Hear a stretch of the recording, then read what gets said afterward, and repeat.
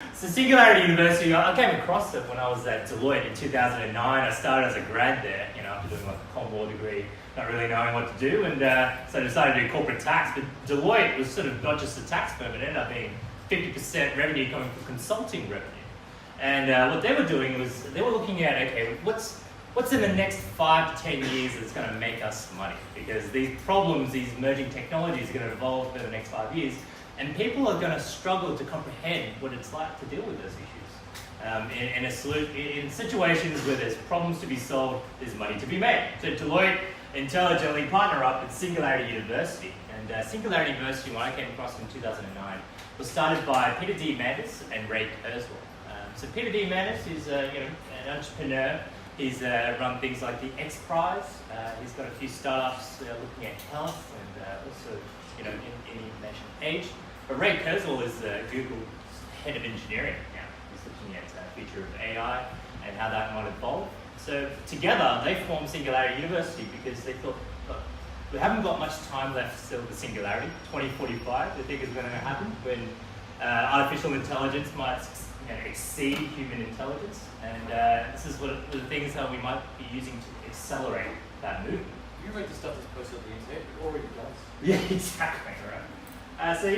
This is a bit about their background, Peter D. Mandis and Ray Kurzweil. So Peter D. Mandis, he thinks, look, humans, we evolved, in the first 150,000 years in humanity, locally and linearly, right? In the sort of plains of Africa, everything's just local and linear. If you saw a lion and it was coming right at you, you try to run away in the other direction, right? And so the lion wasn't accelerating. It wasn't pushing the pedal to the metal and accelerating at a pace that you didn't predict.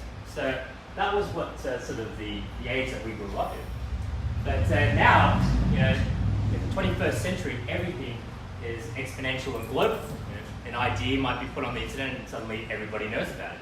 Information technology, just like Moore's Law, is accelerating every 18 months. It doubles every 18 months. And so we build upon the knowledge that we learned from our past, collectively.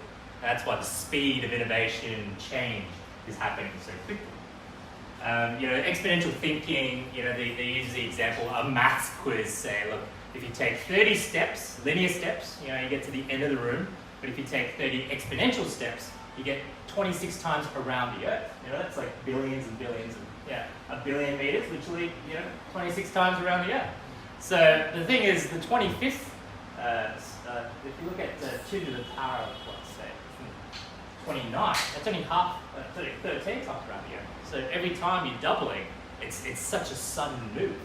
And so that's why exponential rates of growth really proceed. An example of the integrated chips in Moore's Law, you go at 1958, we had 2 transistors, there's a half an inch gate. You know what speed it was because that was when it first got invented.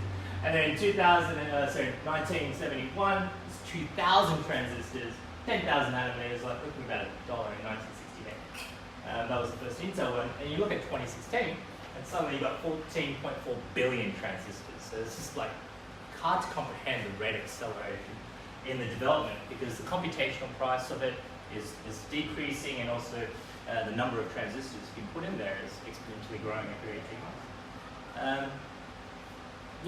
We also looked at storage. This is a 1956 IBM storage, 5 megabytes, costed $120,000. Took an airplane to lift around. And in 2005, we had the micro SD, 128 megs. And now, no one really realized, but only a decade later or so, you had the 1 terabyte, and it was about the same size. It was the same price. So it catches up on this technology. And Peter D. Mandis has his consulting frameworks. He calls this one the 6 Ds, the exponential framework.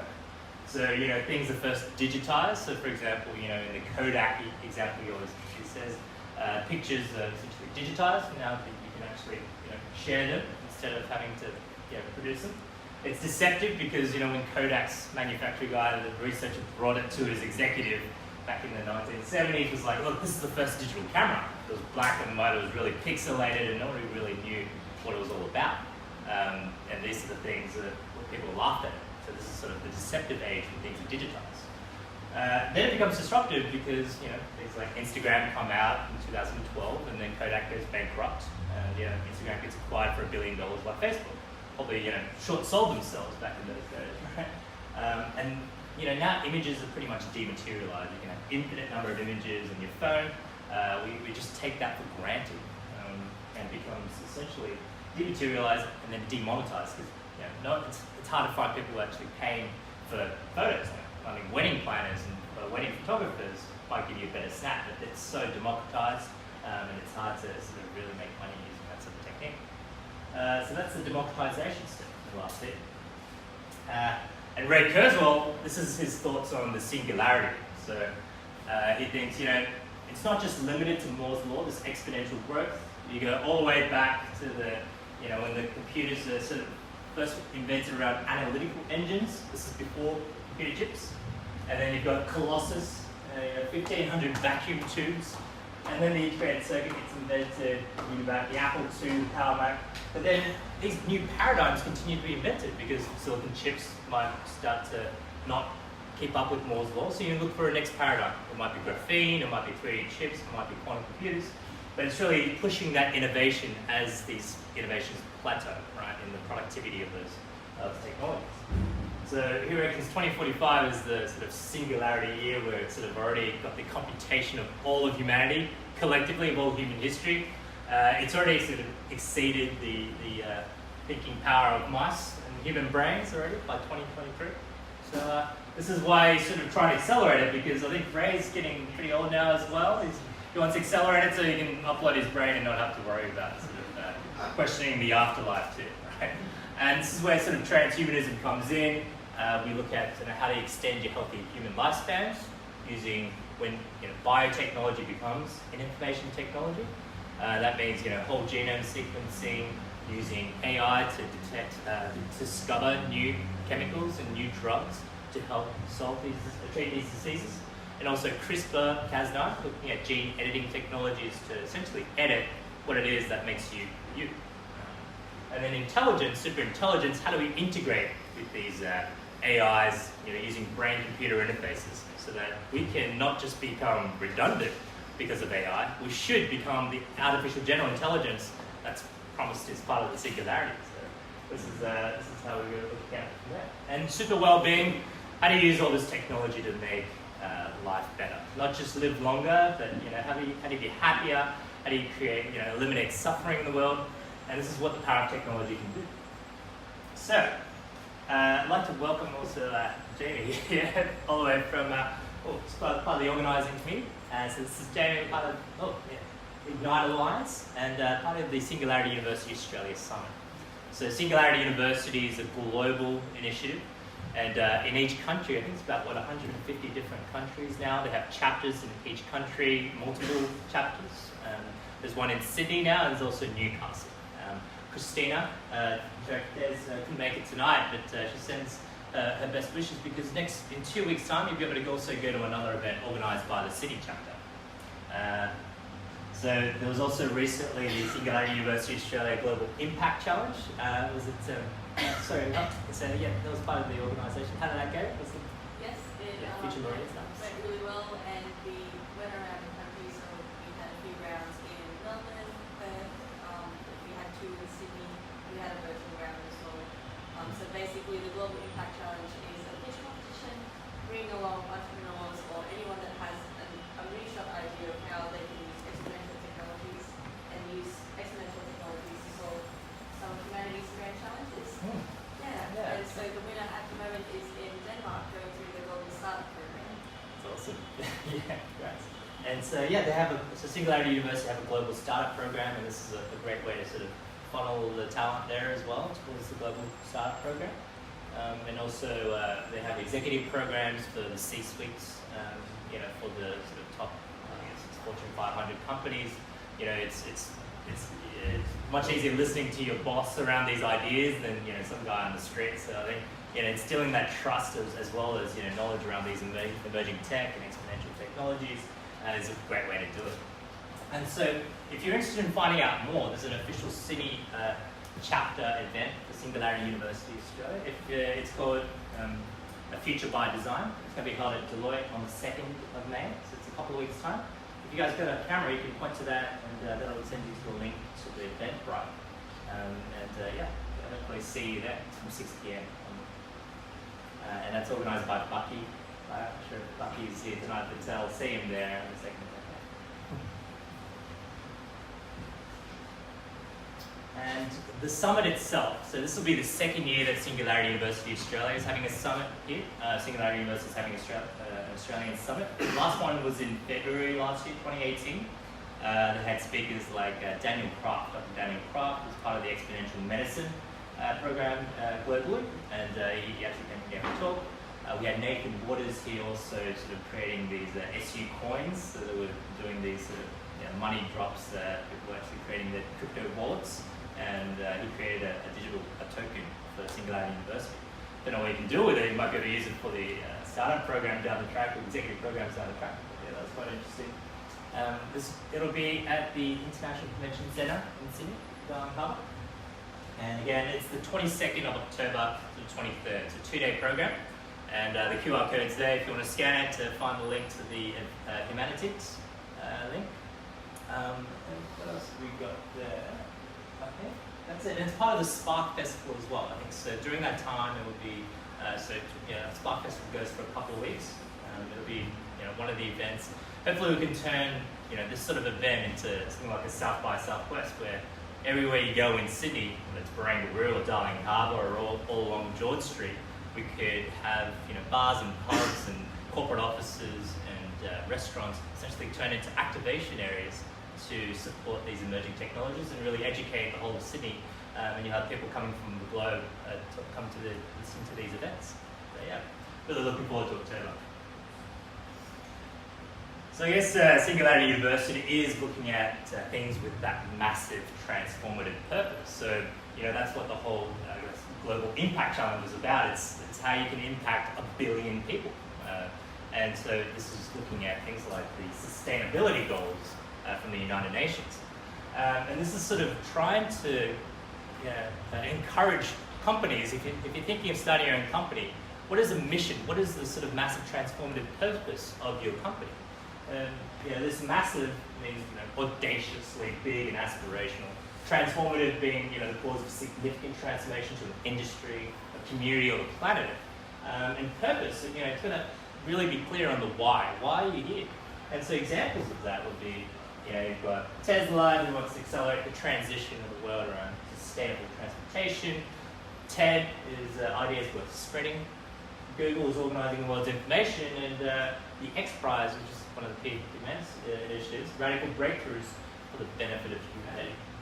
So, again, if you're looking at these are the challenges globally, how do we lift ourselves out of just the ordinary local politics that we have to deal with in Sydney and Australia, the States, and all of the global, but understanding how do we eliminate poverty, looking at zero hunger, all these well-being, quality of education. It's really how do you get at that 1 billion plus impact. And again, just want to also do a plug for the Science Party at the federal election coming up. So they are a micro party, but essentially it's evidence-based policy making. Their massive transformative purpose is how do we apply a scientific method in the way we shape policy. Usually people make policies, you hear from the major parties, they go by ideology, oh, that's capitalist, that's socialist, don't be communist or something like that. But really, how do you use evidence, the scientific method, to shape those policies? Show that you've got evidentiary proof. For example, if you wanted to implement a basic income, you want to do some trials to show that it's working. If the US leads the way, what Andrew Yang is doing, that might be evidence to support a universal basic income policy in Australia. And it's really using a scientific method translated to science body. So we've got Brendan Clark here, also running for Barara, seat of Barara. Anyone in Barara here today? Seat of Barara, like Hornsby area, that further north? That's right, yeah, there's a couple there. Spread the word, because Brendan is running for the House of Reps over there. Just like to thank our community partners as well. Skeeve, thanks for having us again. We've got General Assembly that also brings in all these sort of data scientists through the community. They're doing 3-month programs, accelerating that change. And BioFoundry, those guys are running the citizen science labs, where you can learn how to do molecular biology. Ask Meow and the team if you want to sign up for the lab and down at Cicada Innovations. We've also got Melbourne to Science, Technology and the Future meetup. Effective altruism, this is sort of very aligned around those sort of global impacts. How do we do good better?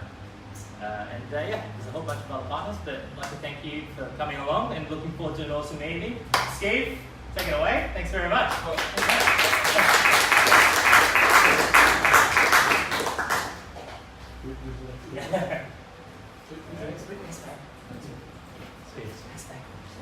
Lightning talks. Oh, okay. Are we ready for lightning talks? Hey, just give me the... Talk about yourself for like 2 minutes because he surprised me and has changed the order. Oh, no? Sorry, Ian, did you want to go first? Yeah, Ian. Yeah, Ian, did you want to go first? Yeah. All right. Cool. We'll bring up the slides. Sorry, I thought we were doing Sorry. class. I think it's yeah, no, it's there. Yeah. I don't think it's. You just stopped halfway. Is it? Is it a presentation or anything? Oh, it's good. Yeah, thanks for that. Yeah, it's back on. Do you want to do it? Is it working? Yeah, on this one. No. This one. No, it's like your home. This one doesn't work. No. Is that one? Sorry, no. We are. Yourselves to a drink as well? It's pretty hot in here.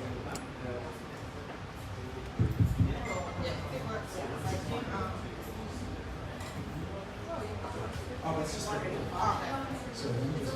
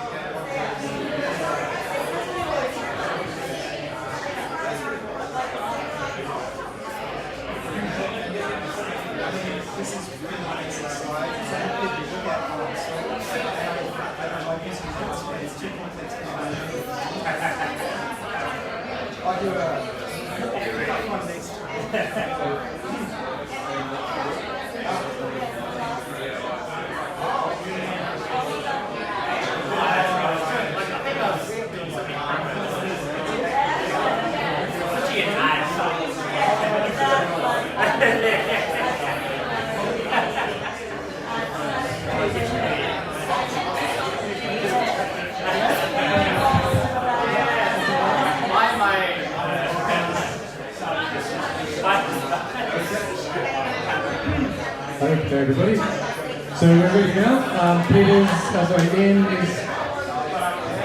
They're already networking.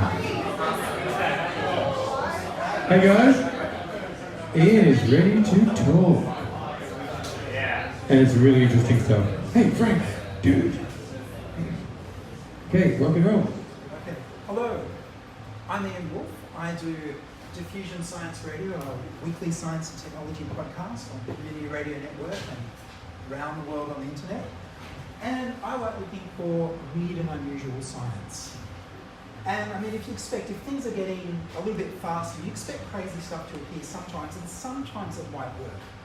So imagine how I felt when I found a gravitational wave generator patent for the US Navy and an inertial mass reduction space drive from the US Navy.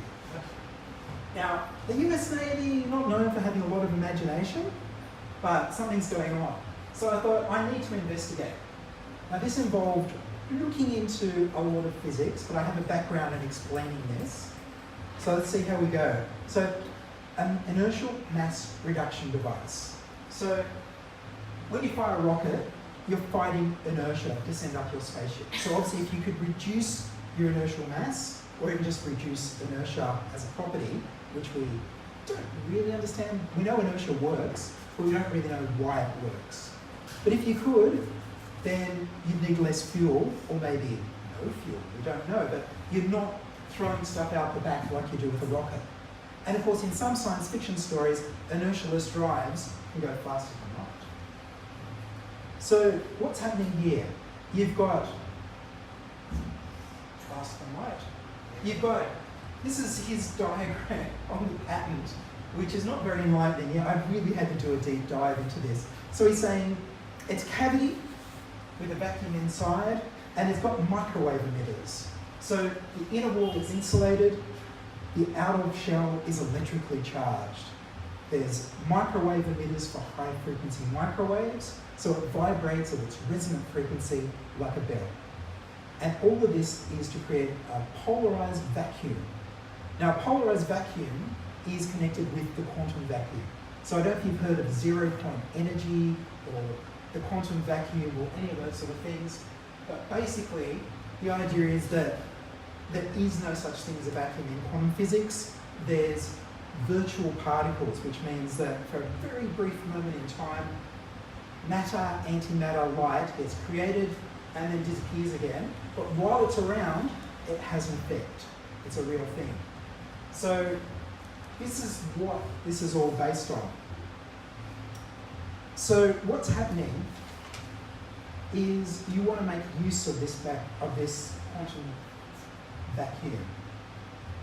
So what he's doing is he's using something related to the Casimir effect.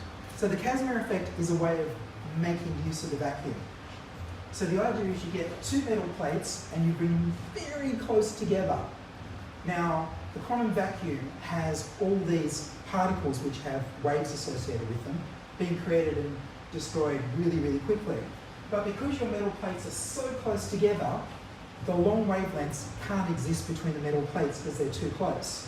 So you've got all of the waves on the outside and only a few of the waves, the short ones, on the inside, which means there's more nothing on the outside of the plates than there is between the plates, and they get pushed together. And if you put an electric charge on the plates, then it actually takes work to push them together. And when you do the experiment, it works. And you get something for nothing, but a very tiny amount. So you push the metal plates together, but you can't generate power because you have to pull them apart again the next time. So how would you use this? Well, he says you can get an amplification of the energy you put in with your high frequency microwaves. So you get out more than you put in.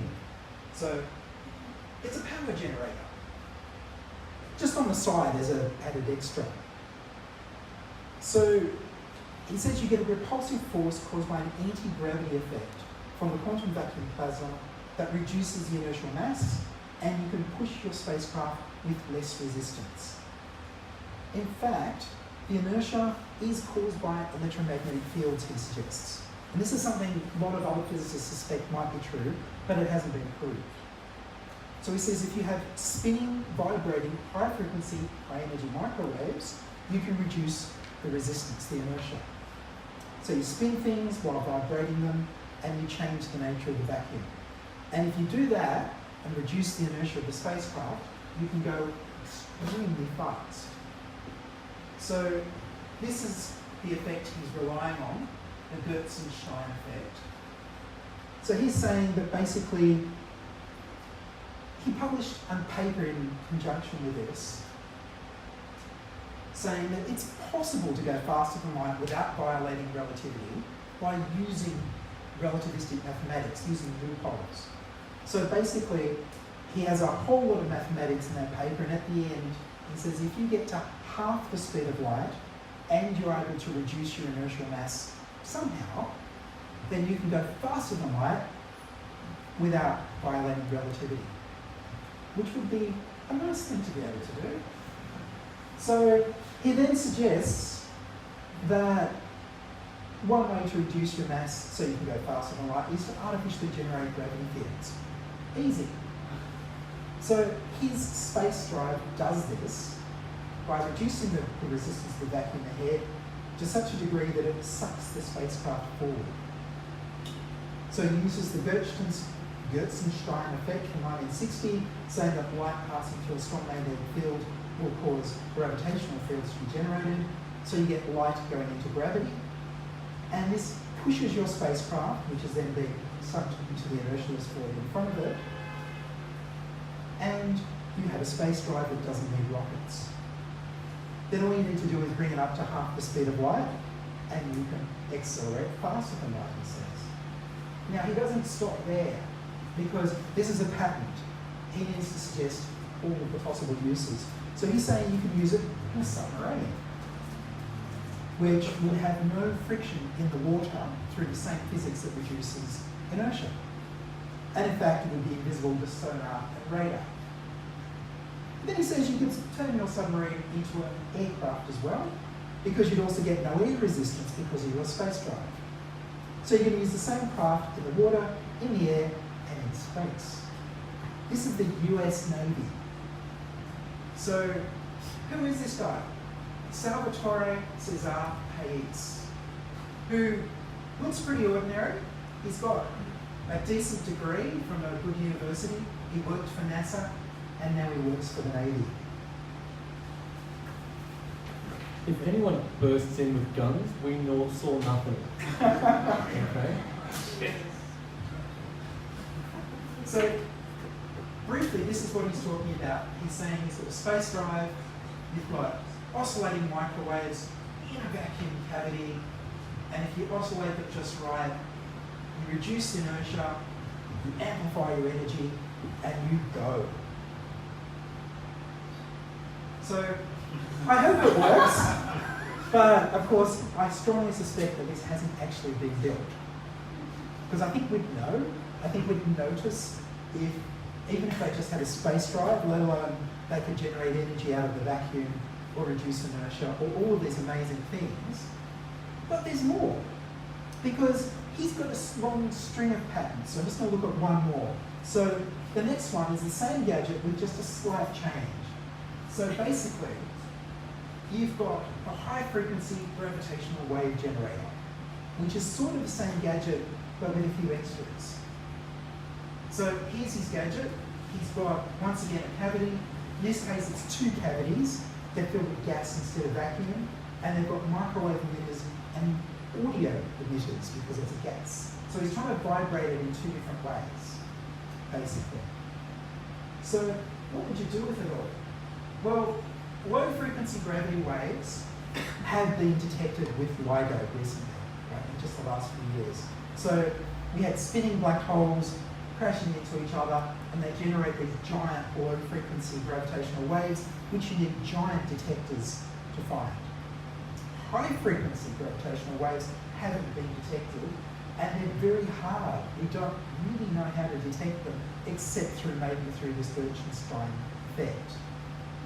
So it's basically there's companies in the US that have been getting American military funding for a long time, promising that they'll deliver this sort of device. So we've got Wave Corporation, which have been there so long they have a splash page still on their website. So they had a nice little list of things in a talk on utilization of high frequency gravitational waves. And basically, they suggest gravitational communications. You can communicate straight through the Earth with gravitational waves with no interference, no blockage. In fact, you can communicate between the planets in the solar system. Spacecraft would have nothing in their way. Of course, if you can communicate straight through the Earth, you can spy on people straight through the Earth. So there's all sorts of interesting things you can do. It gets a little stranger. You can move things remotely with a gravitational wave. Not only can you move things remotely with a tractor beam, but you could trigger detonations remotely. Not only could you trigger other people's bombs, but other people's atomic bombs. So it's something the military would really, really like. Now, the US Navy looked into this technology in 2008 and decided that it would never work, so they weren't worried about it.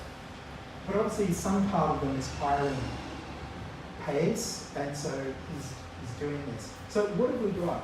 We've got, back to the device, so we've got microwave and sound emitters that are vibrating in these two chambers, and each one generates an electromagnetic field, and the streams cross, and when the streams cross, according to the Gertzenstein effect, you get gravitational waves. The light goes into gravity. And what else can you do with that? Well, he also says you could disrupt and disintegrate asteroids. You can protect the Earth. You just happen to get room temperature superconductors as well. So he then goes on to suggest that you could build a spacecraft, shield yourself from gravity and inertia. Now I suggest if you could shield yourself from gravity and inertia, you don't need to be in a spacecraft to get the benefits. We could use a lot of that right here on Earth. So you could use it for a whole range of things. So you've got the Gertzenstein gravity shielding, and then spacecraft propulsion, asteroid deflection, communication, all these things, gravitational imaging, nuclear fusion, amazing things that we, again, the world would be changed. And so, but of course, he also mentions, oh, by the way, the military uses, you could destroy the world. So, basically, cause a gravitational singularity generated by 4 high-frequency wave generators around the Earth, and the singularity becomes near and implodes the Earth. Just the thing for the US Navy to play with. So, we've got basically, this is what we're talking about here. High-frequency gravitational waves, vibrating charged cavities, microwaves and sound waves. That's all you need. You can read the patterns and you can try and build one. So I think first thing he needs to do that he hasn't done is build a detector. Like if he's going to generate these new types of waves that we haven't detected before, no one knows how to detect them. How would you prove it even worked? So he needs it to work in reverse to have a detector and a generator so you know that something's happening. Unless of course you've got your tractor beam, or your anti-gravity, or your counter-gravity, or your space drive, in which case we'd probably be able to tell that something was happening. Yeah. Sorry? Well, the Earth implodes, that's right. When Trump finds out. So it'll work once. Might work once, exactly. So, any questions?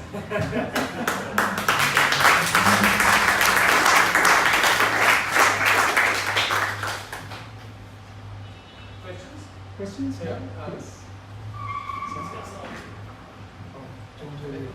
Oh, thank you. There was one at the back and one at the front. Did you say this was a submitted patent or it was accepted? I believe it's been accepted. He's got a long string of patents. These are just two of the more outstanding ones that I noticed. So when was that submitted? So one was 2016, one was 2018. And there's a 2017 one as well, and lots of others. Sorry. Turn them up. These are all on Google Patents. Okay, that's kind of it. This is just trying to keep yourself employed. Well, it kind of looks like his life's work from what I can see of his other patents and his papers.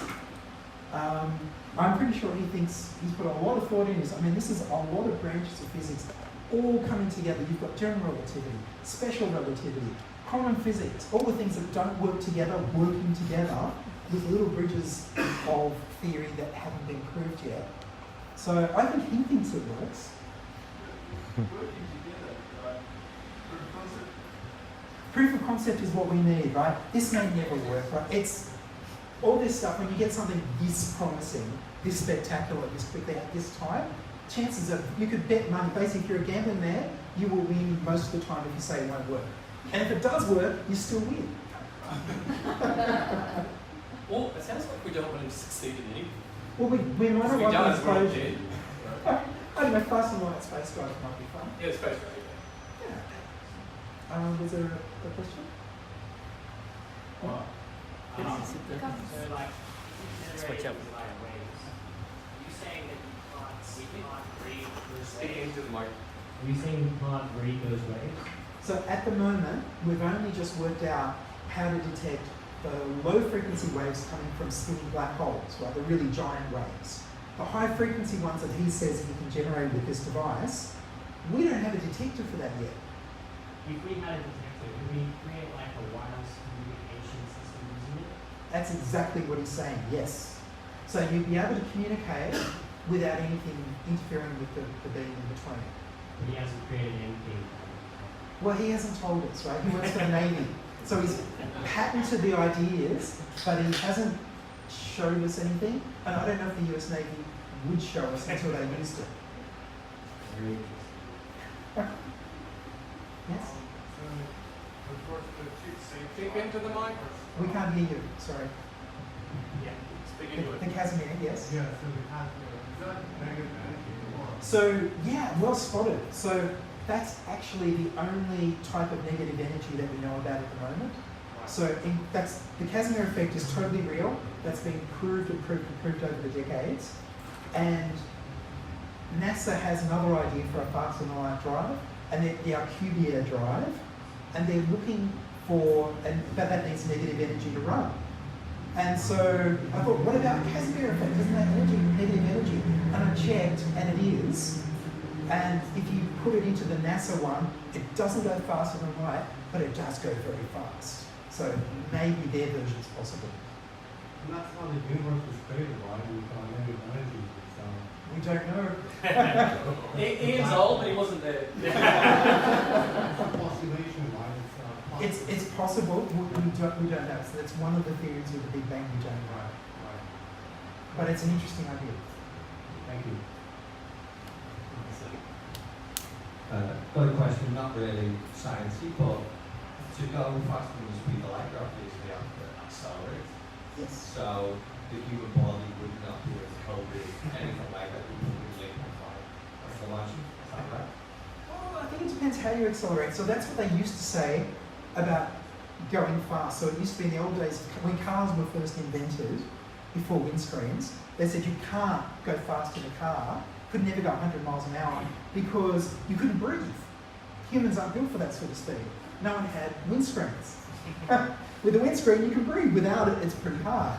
So the same thing was said about the sound barrier. So we don't know. I mean, there's bigger problems with faster than light. I agree. Look, if you suddenly accelerate, if you've got one of these space drives in a basement lab and you switched it on, you'd end up with a hole in the wall, right? And if you're attached, you could be ripped apart. It's pretty violent. You'd want to have a bit of a run-up. So we're not really going to save any time then. We'll just be slowly going to Who knows? Look, relativity has other problems with going faster than light. So maybe you could go all the way up to the speed of light close to it with current technology, with near future technology. He's using a loophole in relativity that doesn't violate relativity. Because it's bending space, right? So That's kind of what you're doing, yeah.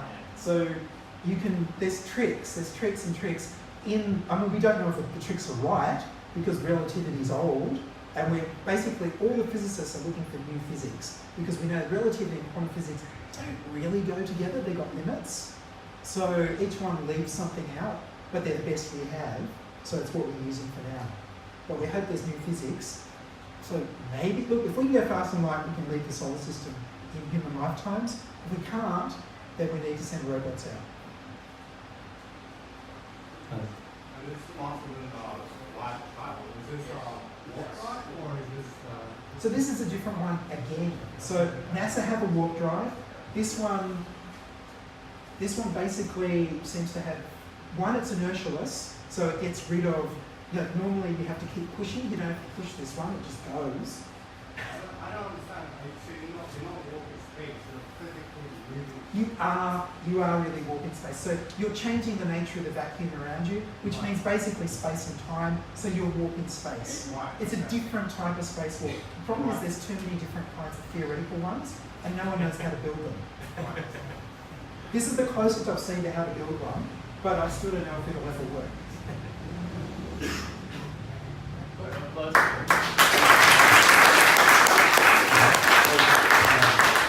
Cool. Excellent. Hey, Zach. Cool. So I'm not sure if you guys seen all the stuff around the walls and the ceilings here, but I think Zach was responsible for a lot of that building. Has anyone spotted the weirdest thing here? Yes. Which one? The minion. There's a couple of minions. But if you upset me, the duck's being hung. So Frankie just pissed me off. So. Come on, Peter, what do you think is the weirdest thing? Oh, I think it's hidden there. Like probably not safe for work. So, I mean, Buzz Lightyear can't fly. He's gone through the wall. We've got the family photos up here on the plates. Yeah. Where's that buddy? Oh, it's getting an adapter. yeah. I'll play the video as well. Sure. Yep.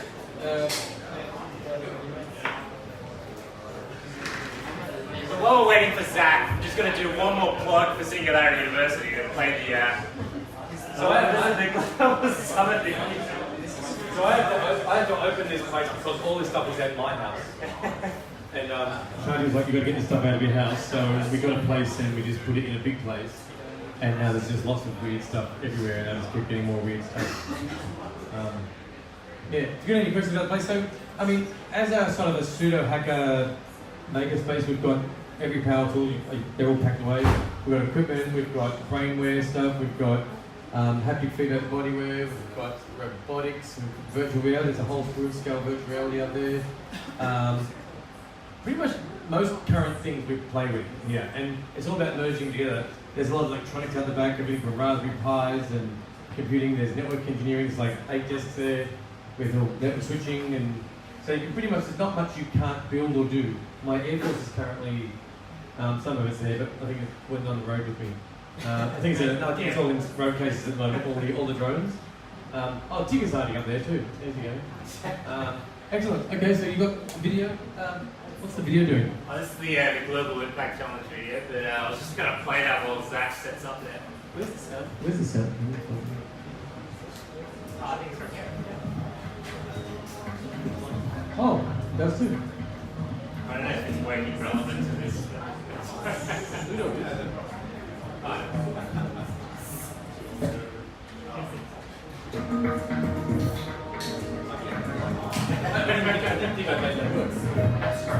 I don't know if there is no one. I think it's only 10 That's probably why the audio is left.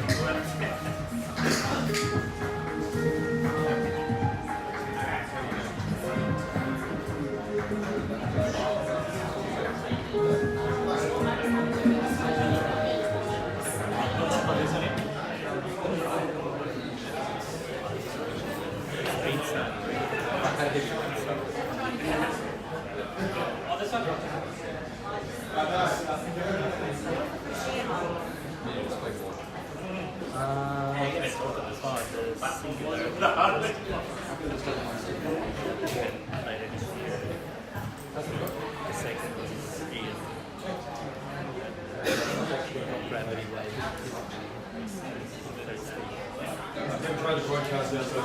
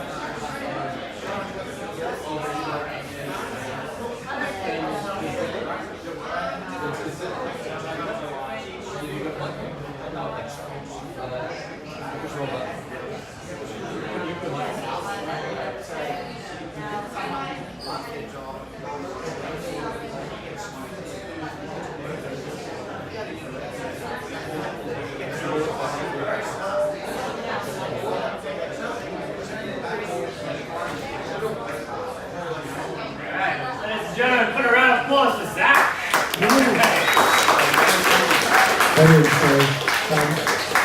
Can we hear you, Mr. Nichols? Can you hear me? No, you can't. Is your mic on? You got a Testing, little, testing. got a little light? Oh, yeah, I actually have to turn this bit on, don't I? Wouldn't people believe any techo people? That's it. I know, right? They struggle, Testing. Ooh, wow. there we go. They struggle with technology, techo people. It's kind of crazy. How you going? Is that the right loudness? Yep, go. Alright, hi guys. So what I'm going to talk to you tonight about, very briefly, is smart fabrics, electronic textiles, and their applications. So, I'm Zach, the guy doing the talking. I do stuff with Skeeve, and I manage this place. Work stuff. Yeah, works. Well, I mean, it can be other stuff too. I mean, Not there's anything wrong with it. So, our clothes are changing, you've probably noticed. There's all sorts of styles that are coming out, but it's not really that I'm talking about, it's more the fundamentals of what you make clothes out of. So, I'm not going to talk about this, which is like 3D printed shit that no one's ever really going to wear outside of a runway. Hey, Lady Gaga.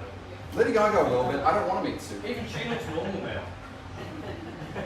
So, in terms of the job to be done, clothes have a few basic functions, classically at least. It's protecting us from the environment, informing others of our status. You know, if you're a king, you want everyone to see how blinged out you are, and telling a story. You know, there's a reason I think why people, when they go to Christmas, have the sweaters with all the really tacky shit on it, because they want everyone to know just how great they are. So, a very brief history of where clothes go is you go from some interesting stuff, the Aztec quipu, which is actually an ancient record-keeping method where basically they tie knots in their clothes and they recorded information that way. And the conquistadors, in all their wisdom, decided to kill everyone who could decode it, so we have no idea what most of it says. Then you've got, much later, loom mills. No one had any problems with that, as far as I'm aware. Or, you know, we killed them, so they don't count. But loom mills were really what created modern textiles as we know them today. Before England implemented a lot of this stuff, India accounted, I think, for about 40% of the world's production in textiles, and after we invaded them and wiped out that stuff and made our loom mills, England was about half the world's production and India made nothing. And that's really what created empire in Australia. So at least from that we have, you know, Zara. Then we've got synthetic fabrics. This is rayon synthesis, which is actually just a bunch of chemicals and you push it out a tube and you get cool new materials.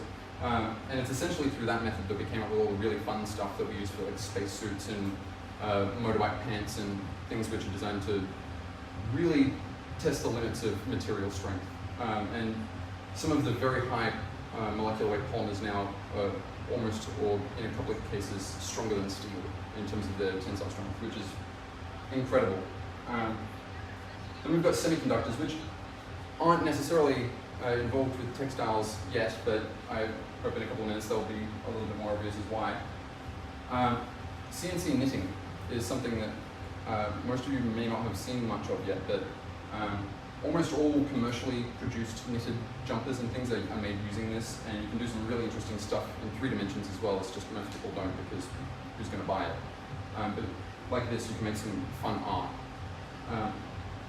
So then the current developments, the cool shit you can go and buy right now. The new job to be done for the next generation of smart materials is higher material performance, so even better stuff than Dyneema, you know, getting into things like graphene. More data, taking information and data from your clothes and processing it and using it for more advanced applications than just telling your friends how much you spent on that Gucci jumper last week. And greater personal expression, because if you can display things on your shirts and you can put advertising on your shoes, then you can tell a story that is much more in-depth and complex than anything we've been able to do in the past. So, a few of the fun things that I really like, quantum tunneling composites. Put your hands up if you've heard of this before. Yeah, he's a whole lot of fun. It's alright.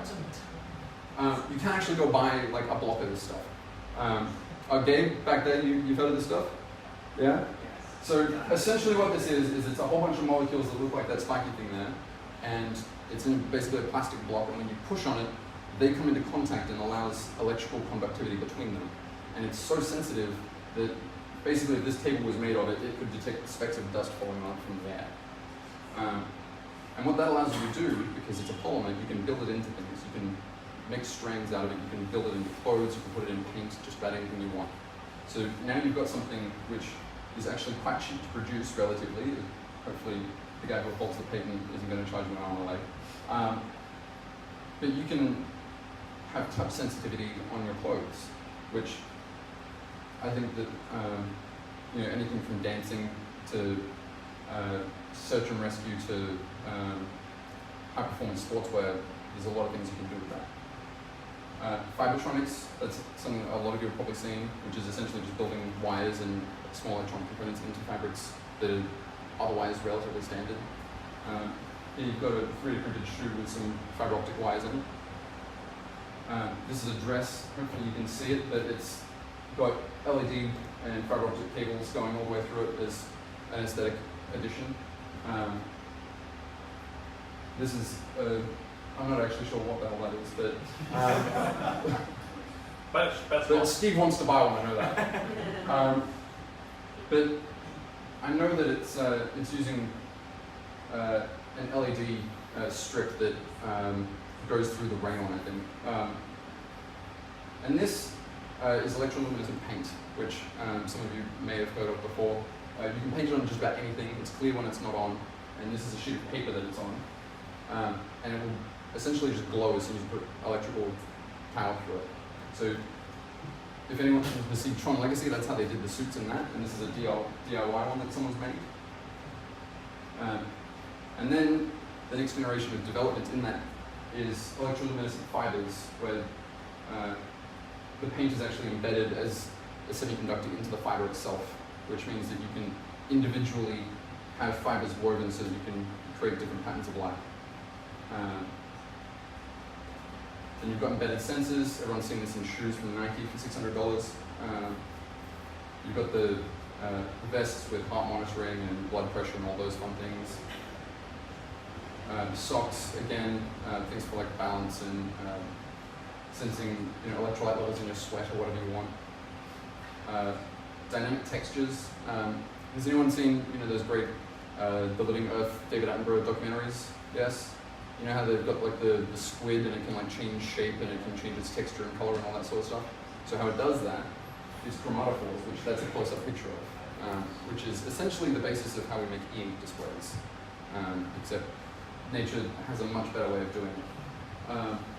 But there's a whole bunch of development at the moment focused on trying to create dynamic textures the way that cephalopods can, which I think would be really cool just on a touchscreen phone, because if I can feel the keys, I think that'd be really nice. So then, where are we going in the next few years? Thermoelectric effect fabrics. So the thermoelectric effect is what we use to, for one, power the Voyager spacecraft using some plutonium and a bunch of wires that allow you to use the difference in temperature to create an electric current. If you reverse that, you can make either heat or cold by putting electricity through it. So if you put an electric current through this fabric, it will actually cool you down on the inside and then warm up everything else. So if you want to be in the Bahamas but still feeling like it's 21 degrees, this is the stuff to wear. Shape-changing fabrics. So this is, I think, applicable probably mostly to sports, but also just to fashion, and hopefully in a few years' time, there's this guy over at MIT working on fibers that can change the shape of their molecules based on how much current and what the frequency of that current is. So essentially, everyone's seen like memory wire before? How you heat it up again and it like goes back to the original shape. It's like that, but in reverse. So you can change it from its original shape to a completely new shape, which would hopefully mean you go to the store. I spend $200 on a shirt. Oh shit, it doesn't fit. I don't want to go pay to have it tailored. I just open up my app and it's going to change the shape of it for me, so it'll fit me perfectly. How will you do that? So essentially by constricting or stretching some of the fibers. The way this guy's developing it is not a fiber-based, it's a sheet-based thing, so it'll push and pull in 2 dimensions based on the frequency of electricity that's going through it. But he doesn't actually have it working yet, so that's a few years from now. Yeah. Yeah, essentially it's just fabrics that can change the shape and size. The short amount of it. Personal revenue, if you want to start making money off your shoes, like I said earlier, buy some Nikes, get them to pay you to put their advertising on it. Don't be like, the football jerseys where you're paying $600 for, advertising their stuff. Security and control. This happens, and it's going to inevitably happen to anyone's, clothes that have embedded electronics in it. You probably don't want to be walking down the street and have, porn just pop up on the back of your shirt, like, unless you're into that. But I'm guessing we're all probably not. So, security and control for this sort of stuff is going to be really important, and just says don't hack and drive. Oh, that's a pacemaker, sorry, I should have clarified that. Which is a little bit more consequential than a shirt, but the same principle really applies.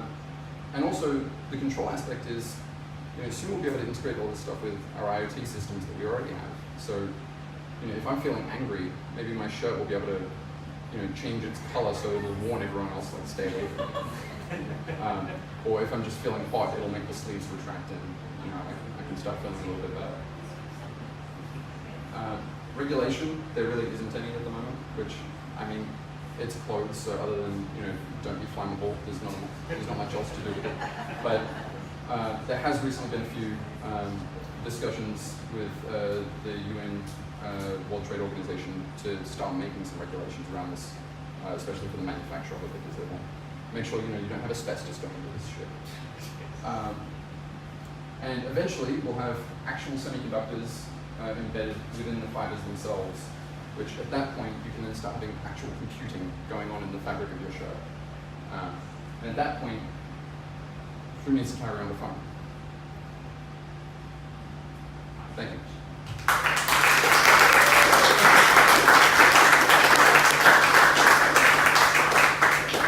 Questions for Zach? Okay. Oh, any questions? Yep. If I went too fast or I was confusing at any point. Yes. No, you're good. So any questions about where we're going?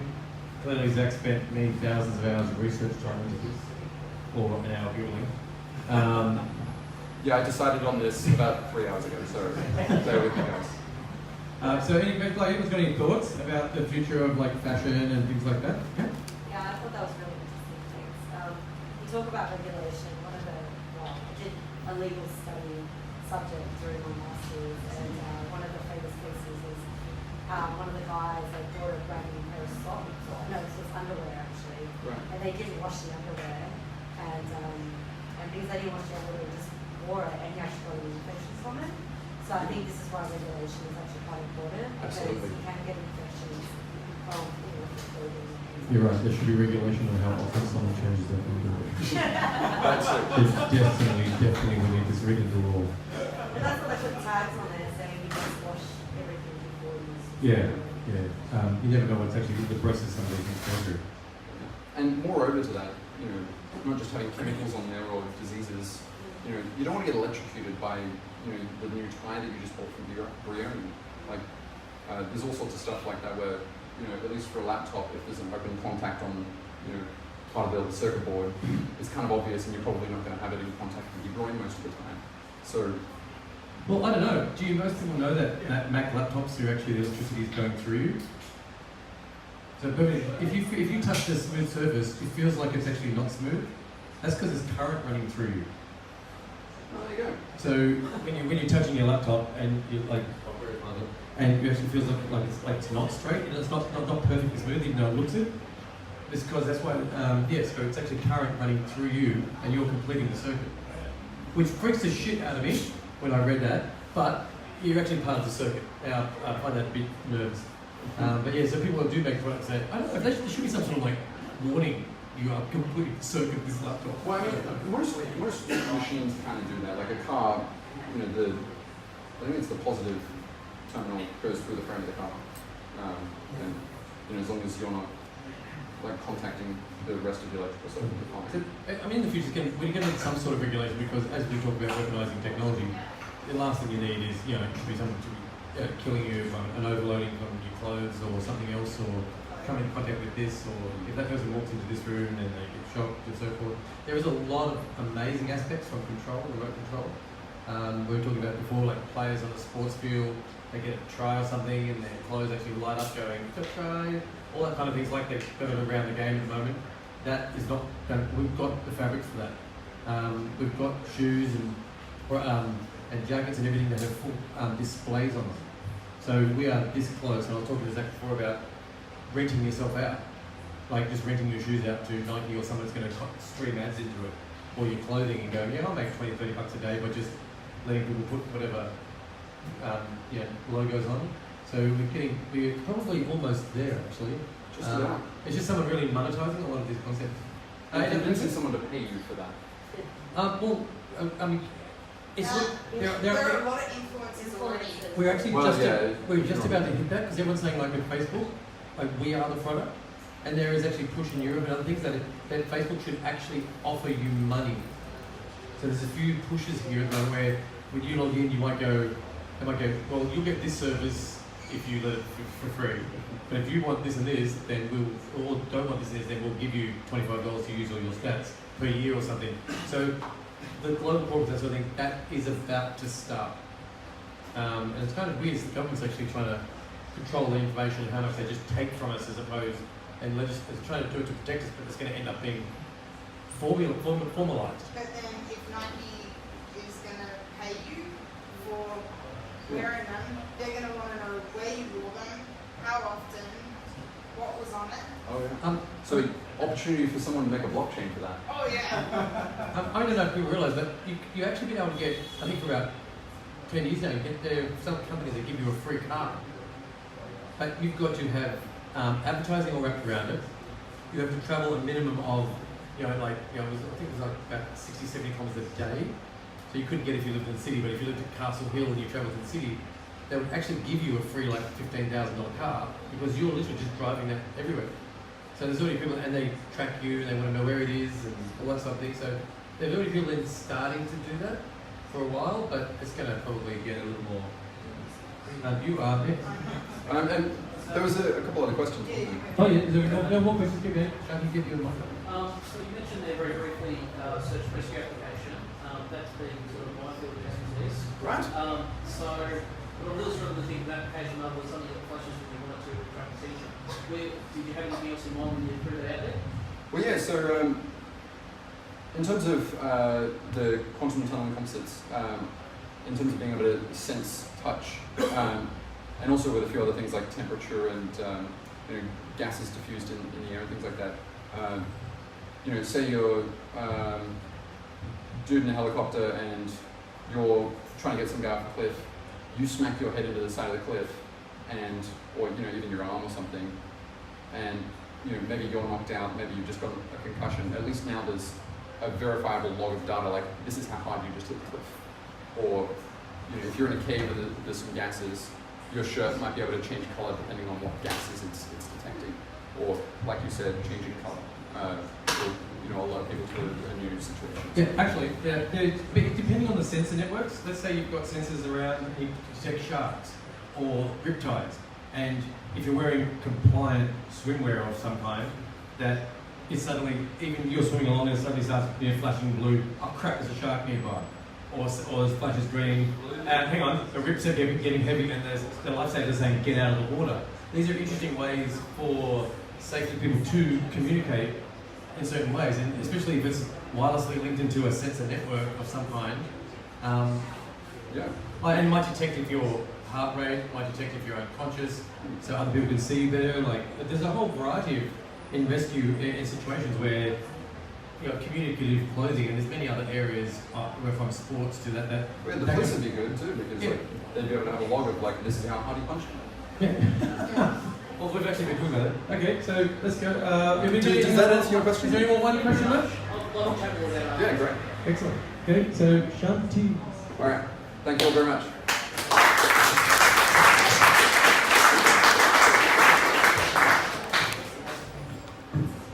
It's the first time I'm using this computer for this, so let's see how we go. We like experimenting.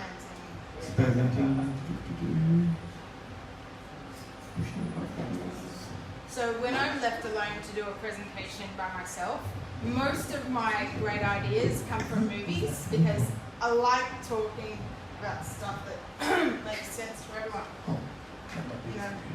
I'm nowhere near as technical as either of the other guys that just spoke. I speak human. I sometimes speak Greek, but that's like a limit. There's a framework there. Sure. Anyway, I'll just decide.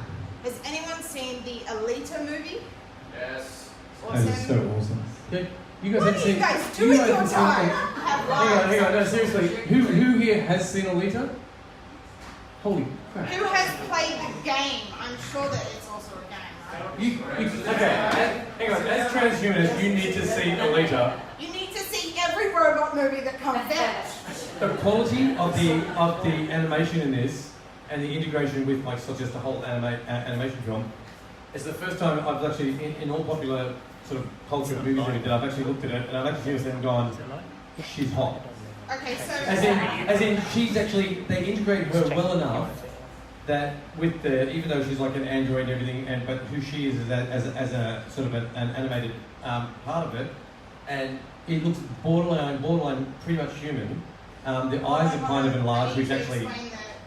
Oh, you go. Sorry. Yeah. But yeah, Okay. but you need to see this movie. That's a Spoiler alert. Number one, see the movie. I mean, I'm not really doing any spoilers because I don't remember it that well. Don't remember it? Anyway, so the chick has her essence, the chick that's in the movie, right? That's her. She has her essence, and then she also has a body, like a robot-style body, that goes along with it. Now, she gets dumped in some sort of wasteland, and she's left, and they find her and they give her kind of a body that might suit, but then later on she gets the body that she was designed to work with. Upgrade. Anyway, the other concept that I'm going with, 2 more, zombies. Yes, everyone loves zombies, or zombie movies or whatever. They're fun, right? The other thing is Ready Player One, which is a VR game / movie. I have no idea what's what now. But and the H plus is transhumanism, right? Humans plus. We need to be ready for the coming rise of transhumanism, and then the anti-transhumanism. So now that I love that you've all seen all of those movies, my name is Shanti. Obviously you've met Skeeve already. This is some of the stuff that we do, other than watch movies, but watching movies is up there on my priorities list. So I'm the human geek interface, yeah, but I also love doing research and that sort of stuff. Now, this is not meant to be a dig at anyone. This is a little bit of a reality check. In the last 6 weeks, we've spent a decent amount of time in rooms with these guys, right? So, some of them are groups that are trying to be progressive, and that's all cool, but they're still fairly slow in the tech, right? They're big bodies and they move relatively slow. I'm talking law and DOD, right? But they're ready to talk. We were in the rooms, as well as quite a few other transhumanists. Sorry, we should have had the legal forecast logo up there. Oh, Erica at the back, she's from the Law Society legal forecast, and actually she's the one dragging the Law Society and lawyers and barristers into the 20th century. 21st century. Sorry, I'm sorry. Again, last hour. Anyway, but the point of this is there's been a long time where they weren't okay and they weren't ready to talk to people like us, but now they are. So I feel like we need to be ready for the next stage. So I'm a big believer in having your ZAP, which is your zombie apocalypse plan. Y'all need to get on that. Right, #ZAP. The next one is the anti-transhumanism plan, right? So if we're all rising to the top, becoming cyborgs in some way, altering our realities, there's going to be a lot of anti-us people. There already is. I get a lot of hate online, right? We're kind of at the end of this stage. We've got really crazy people, awesome, my people, doing this sort of stuff, right? This is phase 1. We're in fringe. We've got a lot of experimenters, a lot of people that are willing to do the crazy things and even go online or go to TV stations and talk about this stuff. Anyway, so that's fun. We're experimenting, but we have our fair share of crackpots already. I have people calling me Satan and the coming 666 mark of the beast, and apparently I'm leading the charge. I am Satan from the Netherverse. I'm like, y'all need to read the Bible. Anyway, but so there's this dude who's decided, the guy on the right, who's decided that apparently the N tag 216 is a signal that it's 666, and then there are people who, conspiracy. All sorts of horrible, lovely names, which, whatever, they're crazy. But then you also get people who make, 30-minute videos about me, which I think is lovely. That takes a lot of time. You also have not so much the fringe, right? These guys are people that we look up to. These guys are the people that run faster than anyone else. They're amazing. They're inspirational, and we want to be just like them. And we hit phase 2, which I'm calling light. Which is I reckon in the next couple of years, not even, I feel like it's already growing, it's already bubbling up, right? Meow and I share a lot of media time. You get people talking, oh, you're a transhumanist, and they don't just glaze over now. They go, oh, what's that? Oh, it's another ism, that's exciting. Anyway, but then we also, we will get more of the anti-H plus people, which is kind of like the anti-vaxxers, right? They'll all be in their little communities, whatever. But we've also got some religious groups that are rising up against us, and the crazy Christians, they're all coming already, right? But we still are going to keep progressing because that's what we do. And at some point, this sort of thing is going to hit. Now, I did Google iArm, and some moron just put a low-res picture, and it was not cool. So this is way cooler. We're going to end up with stuff like this. So, right? question for the room: who would?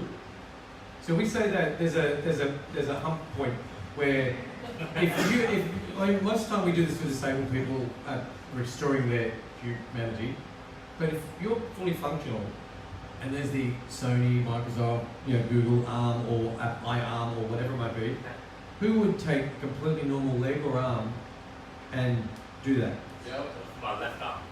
Yeah, just So it's just an interesting thing because that number is growing and growing. It's just very curious because here, just a quick question, because there is a big difference between humans doing jobs and robots doing jobs. There's actually a bit in the middle that everyone forgets. That's the humans that are the part robots doing jobs with the arms, the legs, strength. There's actually a midpoint between that most people just skip. So if you can just reach your arm into the furnace or gas or acids, etc., etc., etc., you're the guy going to be paying 300 grand because you're doing, or nuclear reactor, whatever it is, because you've got certain things. So there's going to be a midpoint. And we often ask people, would you, if you were completely fine, would you just go, okay, chop, and do it? And I'm getting more and more people that say yes. It's actually super cool, right? I'm assuming it's a reasonable cost. And also, what do you warranties if they perform? Yeah, hey, I'm assuming it's to a point where they're actually for sale, they're 50 grand, who knows? It's the iArm, right? As soon as Apple brings out something, it's suddenly a thing. Samsung had watches for ages, and then Apple brought out the Apple Watch, and oh wow, we have smartwatches. It's really exciting. So, eventually you will have the Apple effect with the arm. I mean, obviously, if you wait for Apple, you'll be waiting a long time, and it'll be really expensive. But we're still getting kick-ass people like this, right? I mean, she's scary. That's real. But that's real, right? Because in sporting, obviously, people want to protect their investment in terms of their body and all that sort of stuff, so they get a lot of funding. But that is really cool. And then we start moving into the more Hollywood style, part robot, part man. Luke Skywalker. Yeah, Luke Skywalker. But it's really exciting. It's fun. It's really plus on the whole human factor, right? Back to Alita. Now, this was at the stage where she was getting used to her body again because she'd been asleep or dumped or whatever for a while. She's getting used to her body, and my thing to you is you really need to start getting ready. If you're in this movement and you're getting up on your whole cyborg thing, getting your cyborg on, then you need to be ready for the hate that's going to come your way. Because we're going to hit this phase in maybe 4 or 5 years max. Phase 2 in the next couple, phase 3, 5 to 10 years. Yeah. So you'll have more community acceptance, more use, and you'll get your anti-transhumanists, right? They're going to say that we're the devil. They're going to say that we're 666. They're going to say that we're, cheating. They're going to say, oh, you can't do that. That's, you're not human anymore. There'll be your fraction, right? You'll have your human fraction, and you'll have your transhumanist fraction, and they'll think they're better than them, and they'll think they're more human and better than them, and but we can still lift really heavy things. Was that the storyline behind Deus Ex game? Was that all these enhanced humans? Oh, really? Yeah, I think it was something divided like. If it's been in a movie, we'll head there. That's all I'm saying. But given the people that we were in the room with at the beginning of the presentation, we're going to actually start getting regulated, right? Which means we have to know the law, which means we have to make friends with lawyers. I know that sounds scary, but I found some awesome ones, so don't worry. We need to get the first lawyer chipped. Yeah. Hey, Erica, you want to be chipped? We need to get the first lawyer chipped. Hell yeah! I was thinking that. I was like, I just need, You'd be the icon of the New South Wales law. Yeah. You're gonna, you have to have Hey, we'll do it for free. You know, in Game of Thrones, or like the old days where you had to marry whoever in the movement. So you getting chipped is that. So the reason that phase 3 is actually important is because we are actually just about to get there. So there are smart drugs, nootropics. There is brain enhancement things at the moment, like the headset that's on Horatio up there, and these are already things that can actually help create already forms of superhumans. People that actually perform much better. This is why this is actual gym here. We actually have a business called Superhumanology where we actually teach Olympic athletes how to be even better than they are and things like that. So this stuff is already here. The anti-doping organizations are already freaking out at those because they don't know how to ban that. They can ban smart drugs because it's a drug we test for. You can't test for enhanced normalness and hyperplasticity and things like that. So these anti-doping bodies already know that this is a thing in upper level athletes. They're trying to figure out what to do. So it's not publicly sort of kind of consumable yet. The public doesn't really understand it. But when they start to, we go to this next level of where everyone, like, it's not just the freaks writing bad stuff, there's politicians in Parliament who understand it, who are very anti it. So we will have our anti-transhumanists at some point. That's on YouTube right now. Yeah, exactly right, which is, Google. I think there's some laws in the US that actually forbid people implanting without permission and things. The other thing is, like, in front of the lawyers, thanks for doming us in meow, but like he scared them and then basically said, and none of this is regulated. Yeah. Okay, so they will, right? If they can regulate it, they will. So this is, get ready, get better at. Just know you gotta be ready.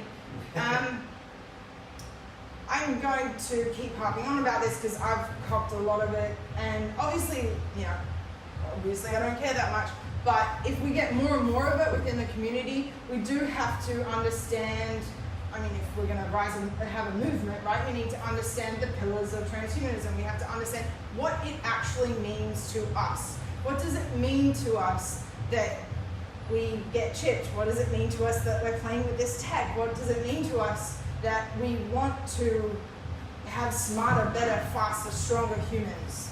Like, what does that actually mean to us together, but also individually? Because that's the only thing that matters, really. That's it for me. Just so you know, we're going to have some more courses here, some new courses coming up in the Future Factory, in the Future Now Academy, which is here. We'll be talking about business in the near future, future-proofing your business, if you like the buzzwords. And we'll send the link out to the list, and you guys can all come for free. It's not going to be very expensive anyway. The whole idea is to get people understanding the future, which is very scary. So along with being ready, you can also start making money off this stuff, which would be awesome. Yeah. Anyway.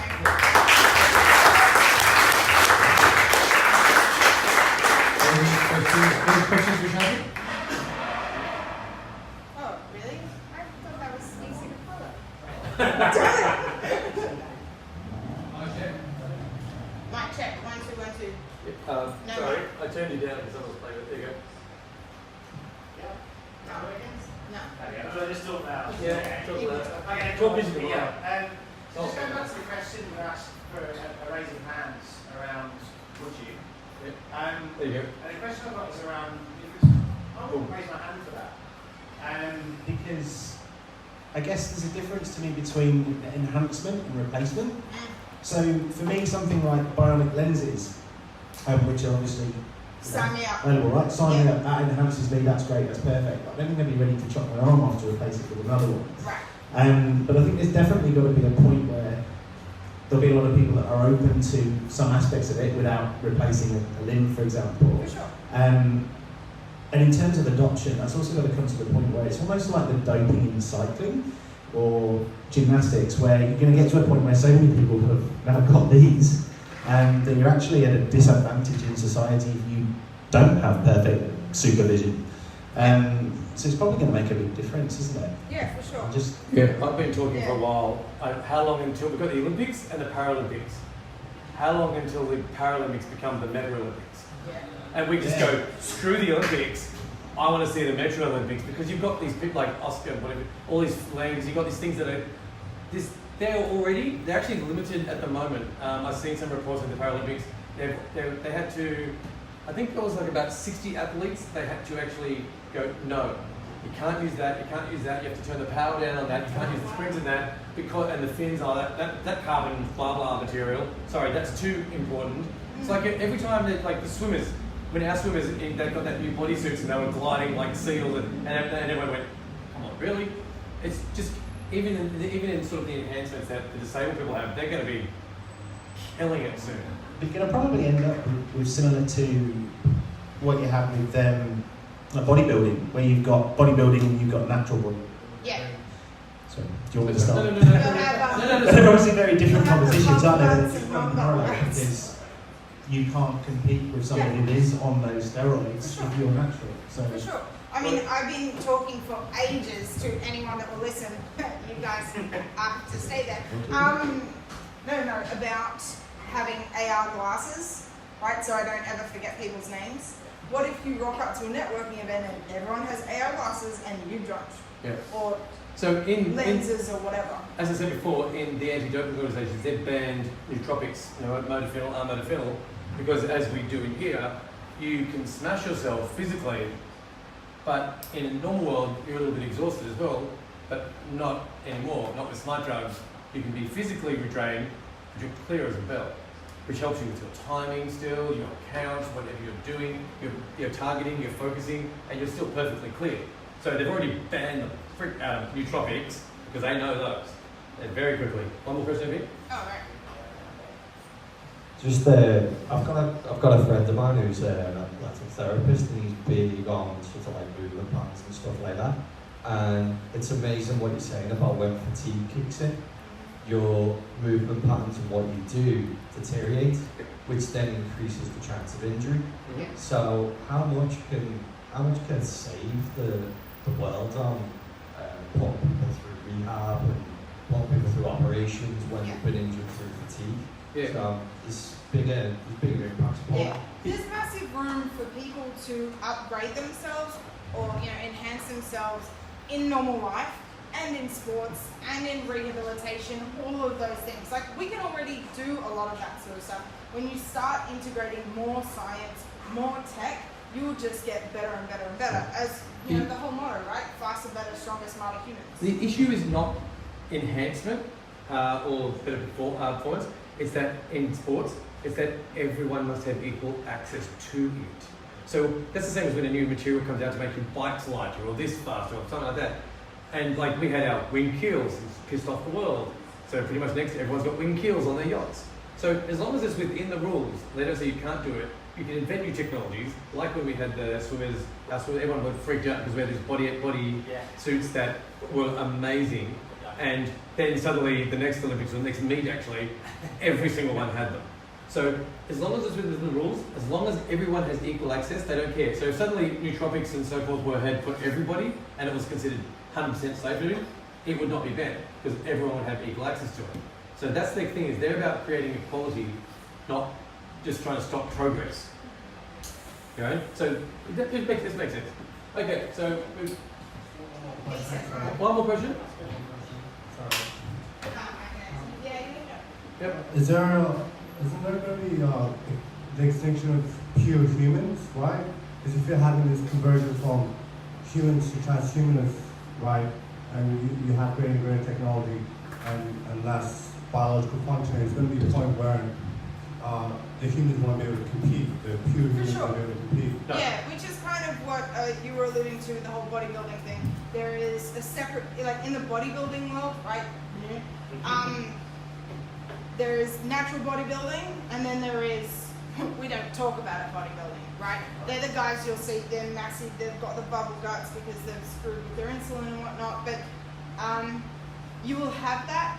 The other funny thing, I was like, well, if you're already the organic avocado hipster type, you'll have the I'm the organic human rebellion, but slowly, much like skinny jeans, it just won't be okay anymore. So that's what they call the retro Olympics. Yeah. These are the normal, non-enhanced people. But we're working. Thank you so much. there are other areas that are coming. There's like mind control, like we can do brain-computer interfaces. So there's going to be a lot of things that start to come from us playing with our thoughts, controlling little vehicles. There's people going to be getting better at meditation, all those kind of areas. So we'll be enhanced physically, chemically, as Meow talks about, and it is, biotech-wise, with CRISPR and all those sort of things, we'll be able to enhance. There's like a lot of areas, and then we've got the hardware. So we've actually got most of this now. When do we start to put it all together? That's the interesting question. Okay, I'm doing a quick little talk that I thought of. I think us as transhumanists are kind of a bit funny because I've sort of thought about it. I think we are already, as in not just us, the whole world are actually already transhumanists, and they already love transhumanism. They just don't know the words because from the start of time, we've been looking at improving ourselves. I just threw that in because it doesn't have any really relevance, but it's funny because that's what we're doing. We're going backwards now. But we've always, from the ancient Egyptian times and everything, we've always thought about, superpowers, gods, and the sheer power that people have. And even the Egyptians were massive into sort of their technological revolution of what they were doing at the time and things like that, and enhancing people. And then we went down a path of the folklore of witches, power. We've got stuff, we can do things, we can cast spells. We've had this attraction as humans to being human H+ forever. All we do is constantly, in the 50s, I'm a normal man, and now I've got tools and everything else like that. And then it's like, not around the same time, I'm from another world, I can fly, I'm invisible, I'm fast. Tell me a kid or a person that doesn't know who Superman or Batman is in the world.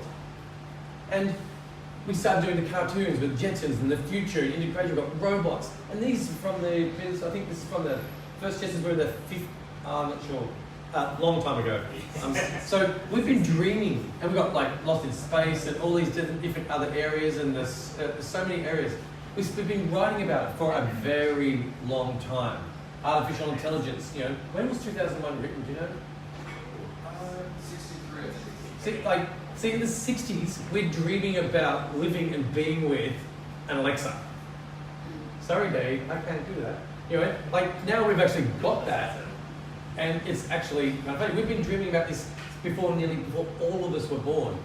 And TV shows, we've just been talking about this. This is from the late 70s, early 80s.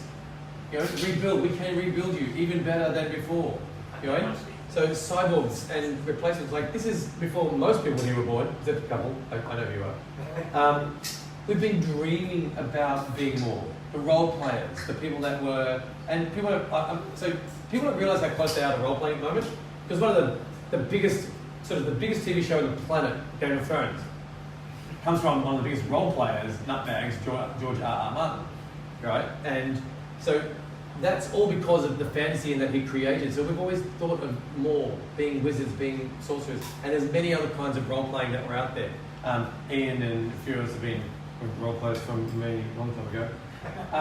And then in more modern times, enhancement, we can make you better. How many movies have there been where they've tried to grab a human that's been injured and just do that to it? The remakes of Robocops and the remakes of those sort of things. We've got this attachment to doing this, and it's in there's no one almost alive that's in the Western world that has not seen some of these movies of some kind. And so we've got, remember, anyone watch Heroes? So this is where we started to get a bit of sort of ethics and morals, where something happened, massive, and the people that went, I'm going to be good, and the people I'm going to be bad. Has anyone here heard of wildcards? So, you're all going to. So, Wildcards was written by George R.R. Martin before Game of Thrones, and it's a whole world, and he's actually, there's a proper word for this, so it's like Tom Clancy, where he didn't actually write it, but he kept control of the world that they were written in. So he wrote a few of them. He had I think there's 100 authors now that wrote Wildcards, just been signed for a TV show. So that is so Wildcards is kind of funny because it's the first, way before any Heroes or any of those shows. And you get, I think 90% of the world dies, 10% who get the disease, 10% become absolute superheroes, and that's what the Wildcards are. And there are people who look normal, and there are lots of freaky people in that. So we've been dreaming about this stuff for so long.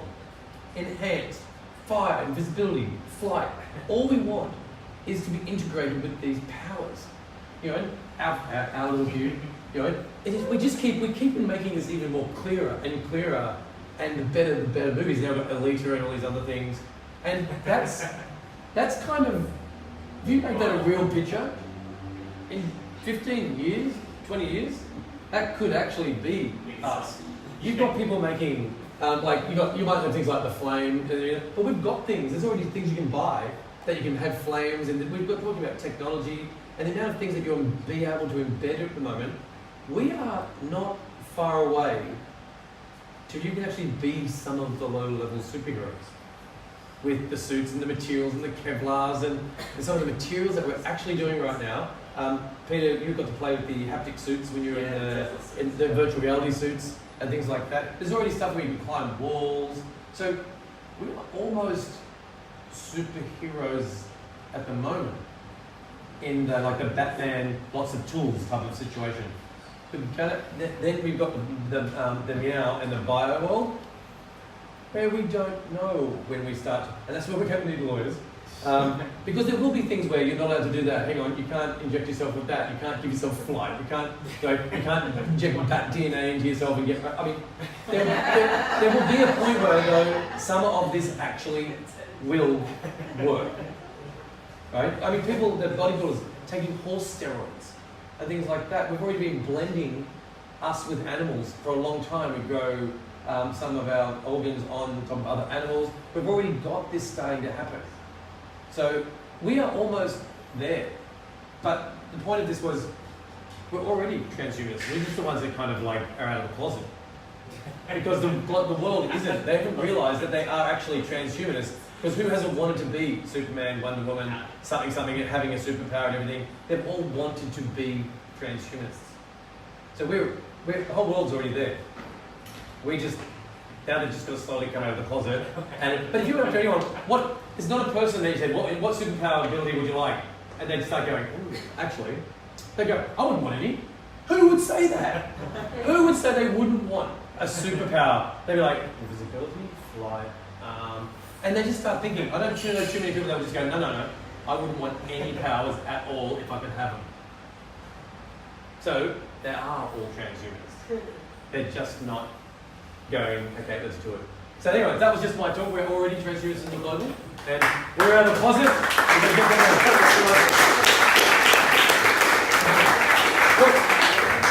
So everybody, thank you for coming tonight. There's probably beer and any questions about superheroes? Because clearly I'm qualified. Could we have Iron Man suits? Hang on. No. There was about a week or two ago that the first stage version of it is already functional. Not the flight part, although we do have the actual. There is actually a suit that you can wear that you can fly and everything, but you can't really put rounds down. But there is a personal body. Actually, I think it's got wings, isn't it? Yeah. So we already have that. We already have most of this stuff. We had jetpacks. I'm just trying to show how old I am. At the Easter show when it was at Moore Park, about 30 years ago, there was a guy that used to put on a jetpack and fly across the main stadium and things like that. 30 years ago, we now actually have jetpacks. Oh, in James Bond. James Bond had a few years. Yeah. So I mean, we got to know. I mean, but a movie. I'm talking about. This is in person. You can see the guy flying at the show. So we've had this stuff for real, and now you've got those people that. You've got the water ones, and you've got a whole bunch. I think the guy that did the water thing, he has done a new. He's done a little board that you stand on, just very small.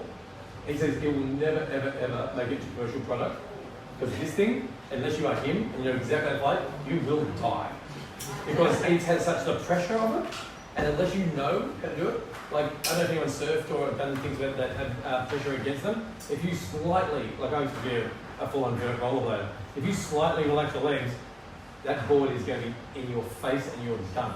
So he invented these things exist. But no one would be able to use them otherwise without dying. So we're Iron Man. We've probably got most of it. The sleeve is aesthetic. Come on. Function first, style second. Style first. Style first means no function though. So you can walk in and go, I look like Iron Man. And someone goes, whack, and you go down. I saw those real-life scenarios, the master vigilantes that using the tech on the streets. Yeah, so going back to Zach's talk, when you've got materials that can morph, and they're made of things like bulletproof. There's new versions of Kevlar that are actually like, it's not actually Kevlar, there's new materials like Kevlar that are like, I think it's 10th of a thick and 10 times better. They're like compressing foam. So we've already got most of the materials, but imagine you can start to blend that where it morphs. And you can even, and did you talk about just the thought control? I didn't. I mean your stuff, because we talk about control of clothes. We can do brain-computer interfaces already. We know how to do it for like 10 years. Why not just think, I want this to be short sleeve, I think I want this to be harder here. So you've got sensors that know what's coming from there and hardened there specifically. We've actually got all this tech now. But people have got to productize it. We've seen what the robots can do. God help Boston Dynamics. Have you ever seen the new Boston Dynamics movie? Sorry? Wow. So, yep, question? So I had a question. At the start, people were saying how a lot of this is based around how you can use technology to make a positive impact in the world. Yeah. And what we've seen a lot around environmentalism as humanity's kind of removing our identity with nature and the kind of natural aspects of ourselves and putting money first and tech first. We're pretty much screwing ourselves up. Do you feel, this kind of technology where we're detaching ourselves from our natural state can also have a good first and actually... I don't know we are, because a lot of the tech that we come up with actually has very environmental positives. Sure. So most of what we're doing doesn't destroy the atmosphere. Most of the tech that gets created these days actually has positive impacts on it. We've kind of passed the era of creating tech that destroys the world, that destroys the environment. We've still got a lot of it in operation everywhere. Yeah. And but most stuff that you can be able to put something out today that went, hey, this is amazing. Oh, and it creates all this massive, horrible bike ride. People will be like, no, that's not, you're not allowed to do that. Well, I mean, fracking, for example. Yeah, but fracking is, but see, that's not a thing. Fracking is a very, it's a very old thing. That's just a process. That's not a technology. Sure. You can get gold from seawater. Probably it costs you 10 times the amount to extract it. So there is not. I don't know if people realise it. We should do a talk one time about all the technologies that actually exist that you have no idea about. That would just have no monetary, like this just costs too much to do. So Shanti was just going to say, so we're going to have these monthly talks. So if you guys have any ideas around, wanting to give a talk, like a lightning talk like today, reach out and we'll organise it for the next lineup. So a round of applause for Skeeve. We've got one question here from Miss Singularity. Not really a question, Oh, comment. Yep. I'll speak out loud. Not really a question, but just sort of going back to the Iron Man thing. Yep. The Iron Man thing earlier. Look up Richard Browning and the gravity suits. I saw him in August last year, and So with see the thing, one thing that disturbs me at the moment is robotics, because some of them are stupid, but most of them have something really good. Like the Honda one has its movement up and down stairs is insane. The Boston Dynamics ones do a couple of amazing things. And you look at it, like if you took all say maybe the top 5 robotics that are out there, and just put them together and said cooperate, you idiots, we would actually have fully functional, what's her name? The citizen?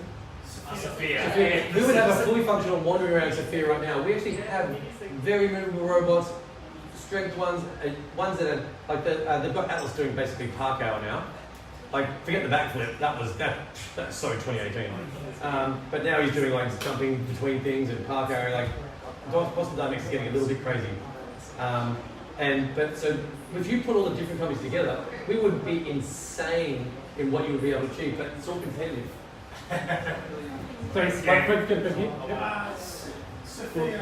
Sophia's Singularity, that's what they're doing.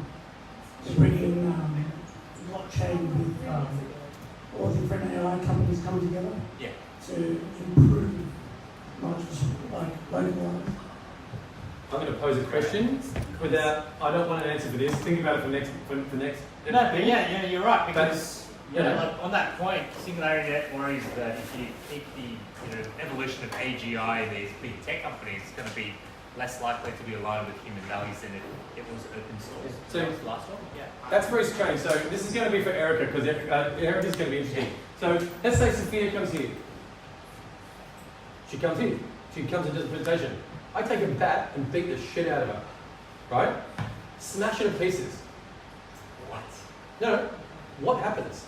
Does the Saudi embassy go, that's a citizen of ours? Is it machine? Or have I just killed a citizen? That's just posing the question here. It's like, previously it's just assault on a bit of equipment.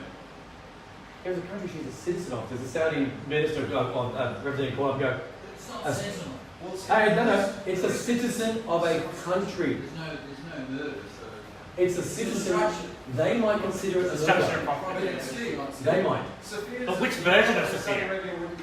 Yeah, which that's version okay. of Sophia? Was it So anyway, version 1 or version 1.1? This is a lot of the questions we actually are posing, and we're going to be we talk to the Law Society about. There's a lot of legal issues which are just we don't know now.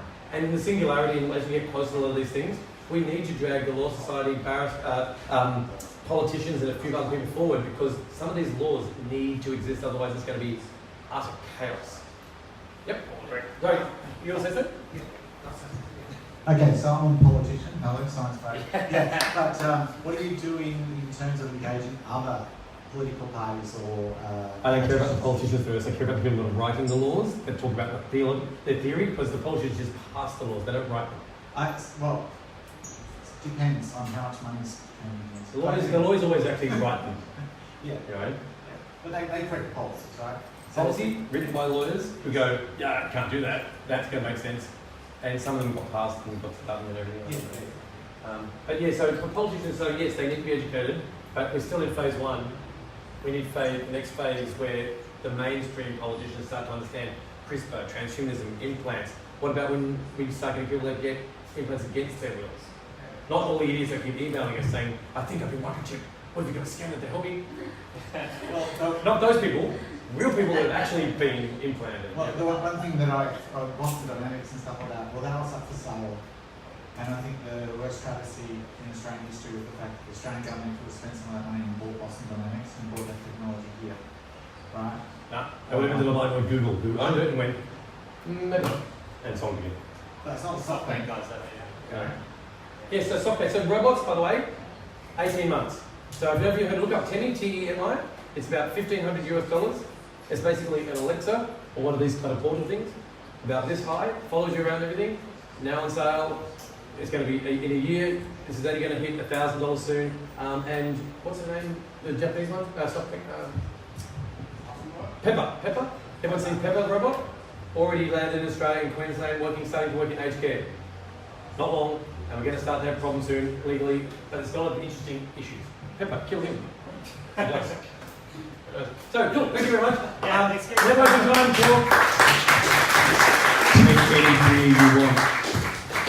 So I'm playing this video in the background, and I just wanted to say this is a live implant at Mobile World Congress. So someone got implanted with this NFC chip live at Mobile World Congress. And I just want to show you the comments on this video from the Transhumanism account. So we did this recently, and anyone know Umbrella?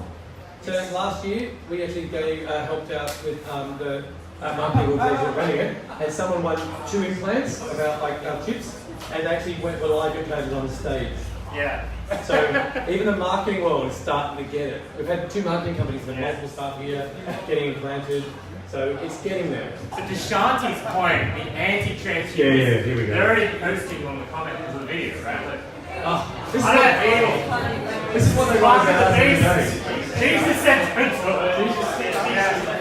the Satan's way of evolving without God.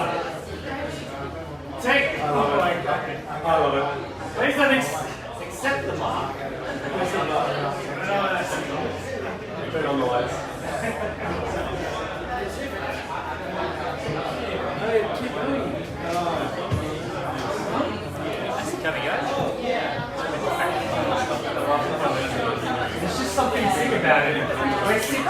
bad things come. On YouTube. So we have video so we're getting collaboration. We have a debate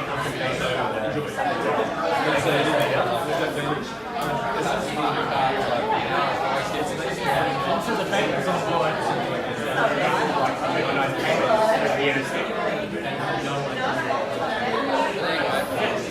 did you hear about this? Great.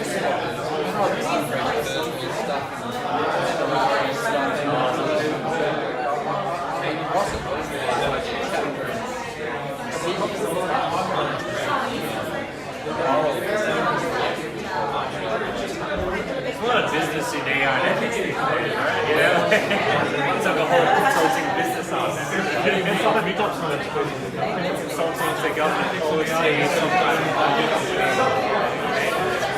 great areas people worry about, concerned about, so you got to pay money to consultants. Pretty much. Yeah, might be KPMG, yeah. Deloitte as well, fun, right? We're thinking about it. You're going to the one in a couple of weeks?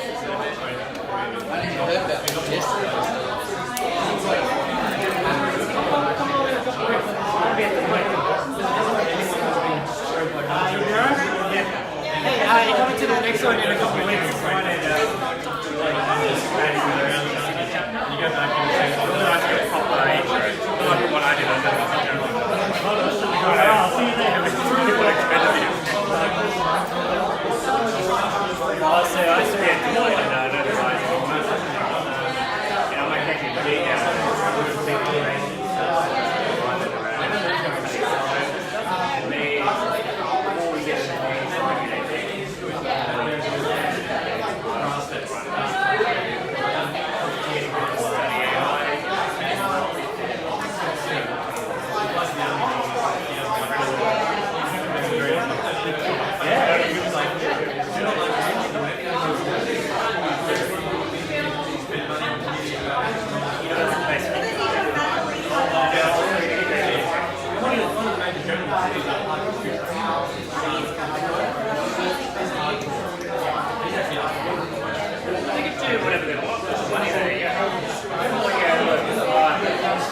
universal basic. You've heard of the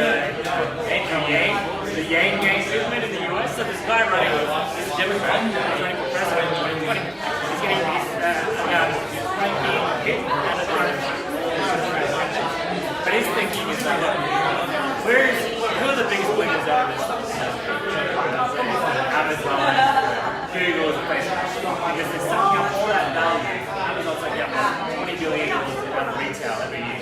But they're paying zero federal taxes. So if you want to replicate what license all you need is less than universal basic. Everyone thinks about $2,000 a year. People are happy with that. Again, it's very Republican red state. People love it because it's not biased against any time. You're rich, you can be poor, you still get a citizen dividend. Take money. So, what is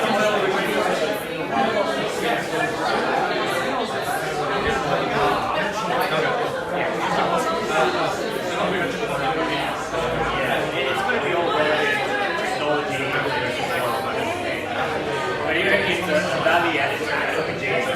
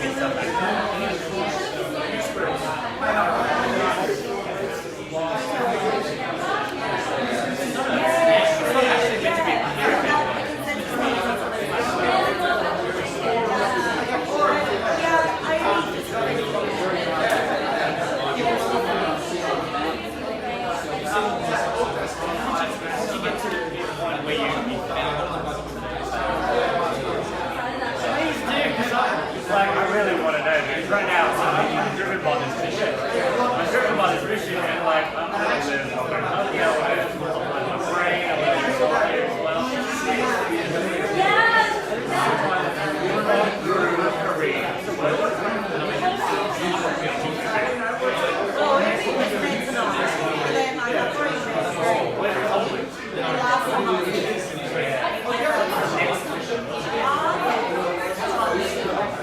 For me, it's still unsolved problems, like what Ian was showing today.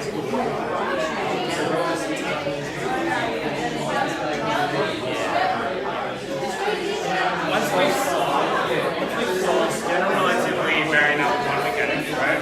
And once we solve is the simulation theory correct, right? Is there enough higher simulation? Is there a multiverse within that simulation?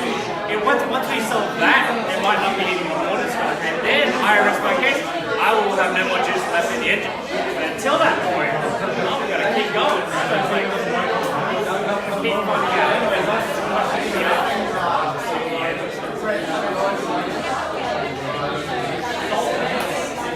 If you don't have the drive to do it, then what do you do? You don't have that utility.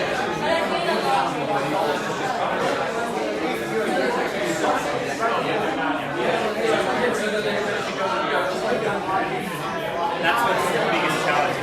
If part of this is fast and away, right? And you don't have it now, then there's going to be a lot of mental clinics out there.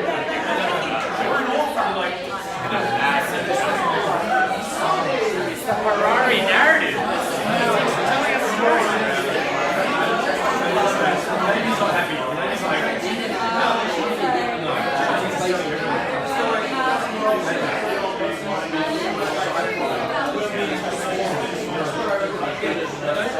that's what we need, the singularity. Like, you know,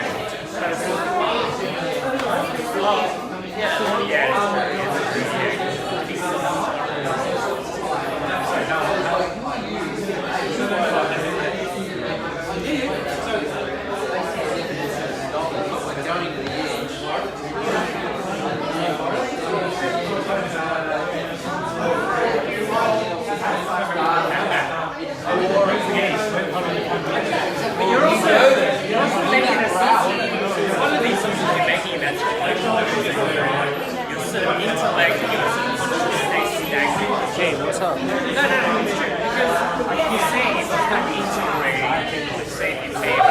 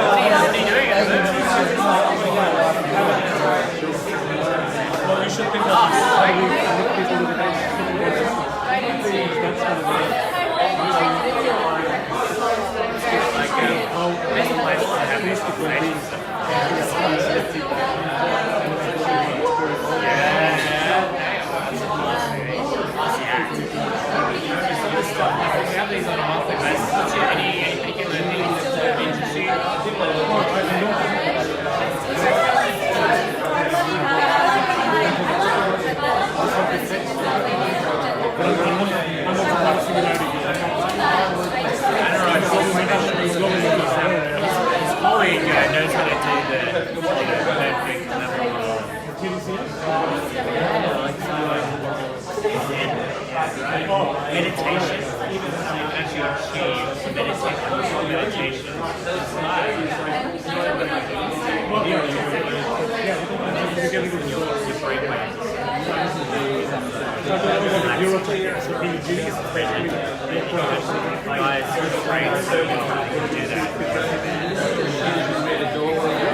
If you ever stressing out, you can just practice doing it. It's like a scientific way of measuring it's getting people into the zone, you know, so how we showing recognizing so yeah, it's one of my startups that I've been working with intention of focus. Yes, I had the privilege. Actually, he's got others over here. We have the flying drone here and things which are from the same company. So that's from the same company that I've been building. The name rings a bell. Oh, okay, really, right?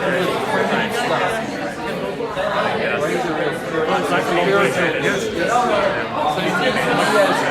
Eurosky, yes, that's one of our products. So this is tricorder from Star Trek. So this does blood pressure, blood glucose, body oxygen saturation. No, it passes a local current through you. So I can actually measure blood pressure, heart rate variability, all through. So it's 7 instruments. It's basically located in your labs.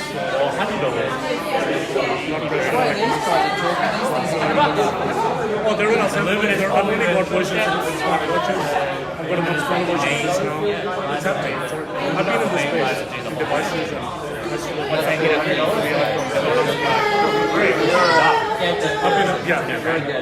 I have been, but now I'm very much more towards social enterprise and actually humanity, taking uplifting humanity to the next level. Holistic well-being. That's kind of when it's more spirituality. I give a talk on that. Technical spirituality. 10th actually in January. You said like that. I went to it will be there. I will take it. But I went really, so silly, but the thing is that all over the place, but innovation. All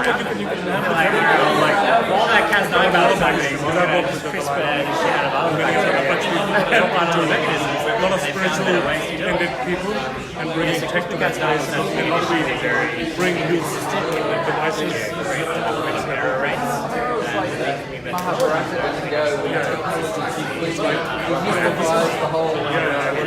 that's a it's a spectral fingerprint scanner. I can point that to any food, see how fresh it is. I can point it to body fat. This is one of the startups I funded. So this is one fruit for you? No, this is actually another thing which this is ring. It's called the ring. So I can point at lines and turn that off, turn the volume on, turn the the gesture-based gesture. Oh yeah, you can do that now.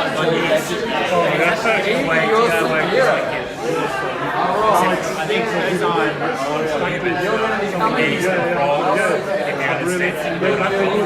but the DIY human one, you pretty much use the same tech, except you have to inject it in. It's one of the things. I'm talking about But you go in nature, it's a great, so I do actually find 10-minute ad.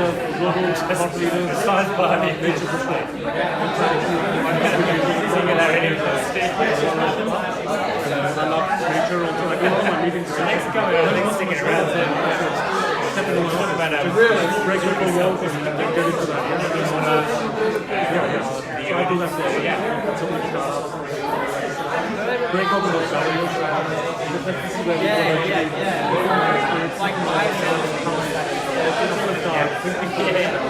Because one thing that's SingularityU. That'd be cool, that'd be a cool bar trick. Hey, you want to go to the dark video?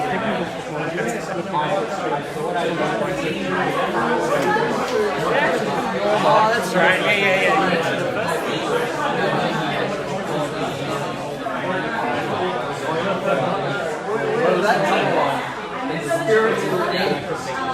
I don't know, yeah, so you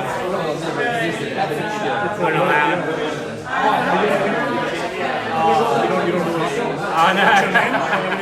That's right, I'm sure like the guy.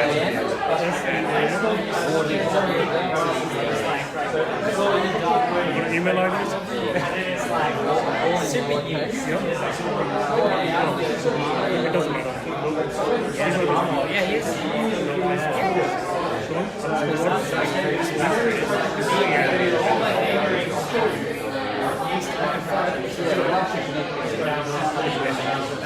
You guys go to the bar and quite often.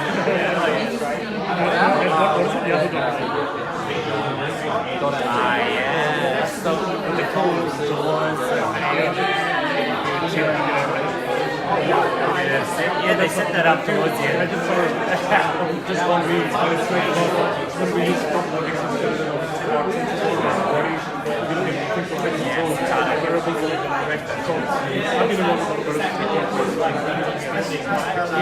Yeah, the carriage one. And then use a lot of that data, especially to help them out. Yeah, it's all decked out. Like, you know, it's just the kind of innovations that's like incubate deep tech startups. Like lab facilities, kitchen stuff. PC1 with client, they can never use stuff. If we get PC2, that means they can never give it stuff.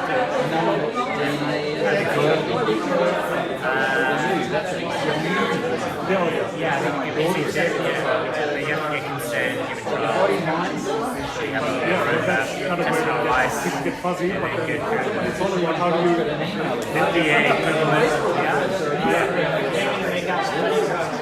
Yeah, that's a good point.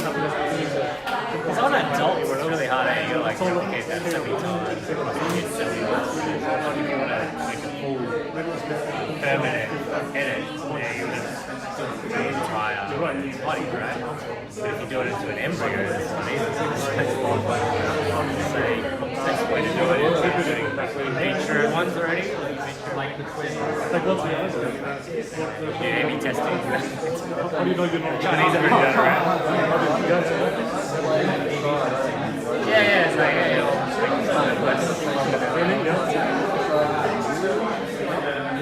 the Chinese ones, they did it because they wanted their babies to be smarter, not just Chinese. HIV resistant things. Yes. Right. Yeah. So that's why I think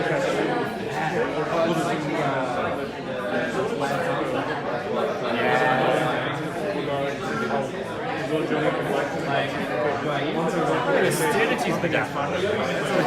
Studying for a test. Yeah, exactly. Yeah. Go through that inside out. Just like What else? Nothing matters. Nothing matters. Nothing deep. Exactly. How do you mean? What's your name? Otherwise. It's like watching movies.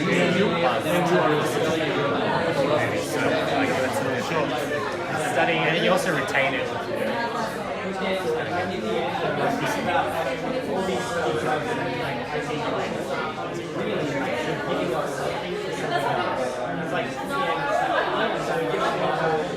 Catches up on you and lose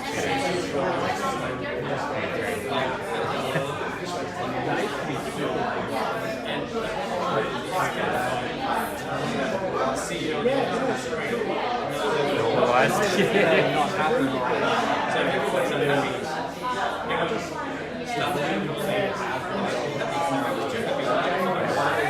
I'm trying to find your mission. Yeah.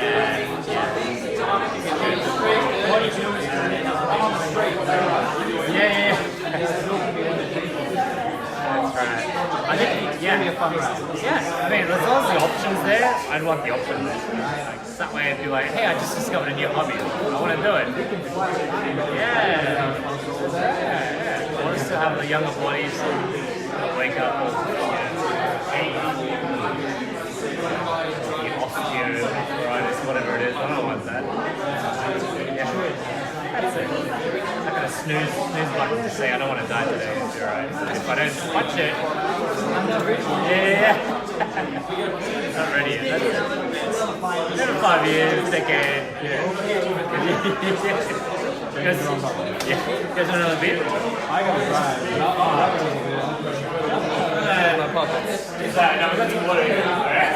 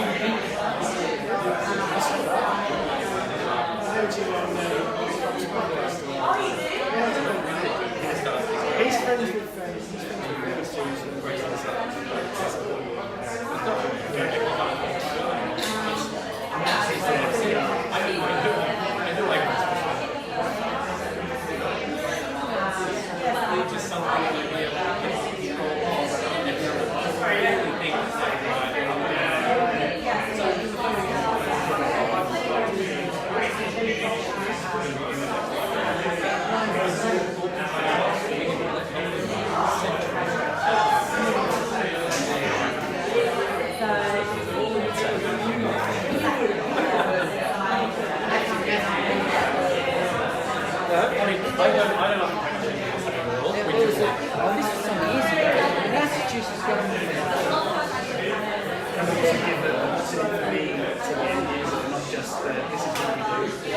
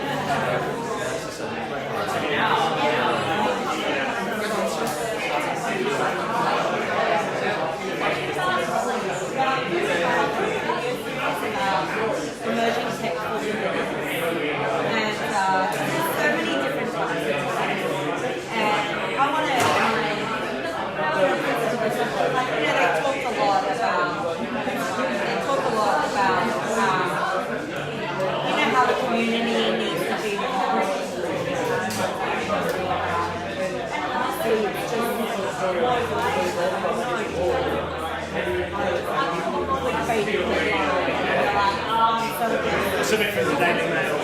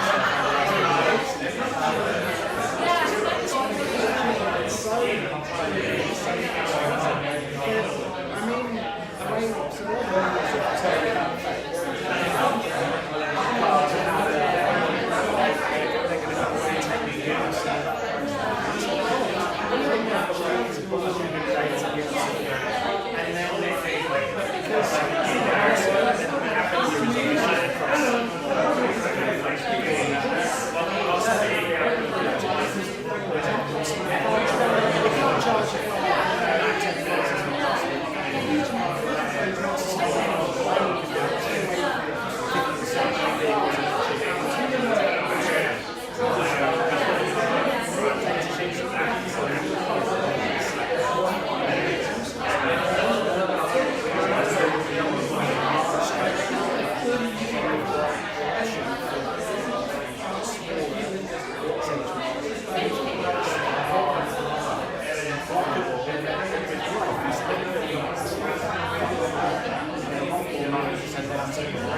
for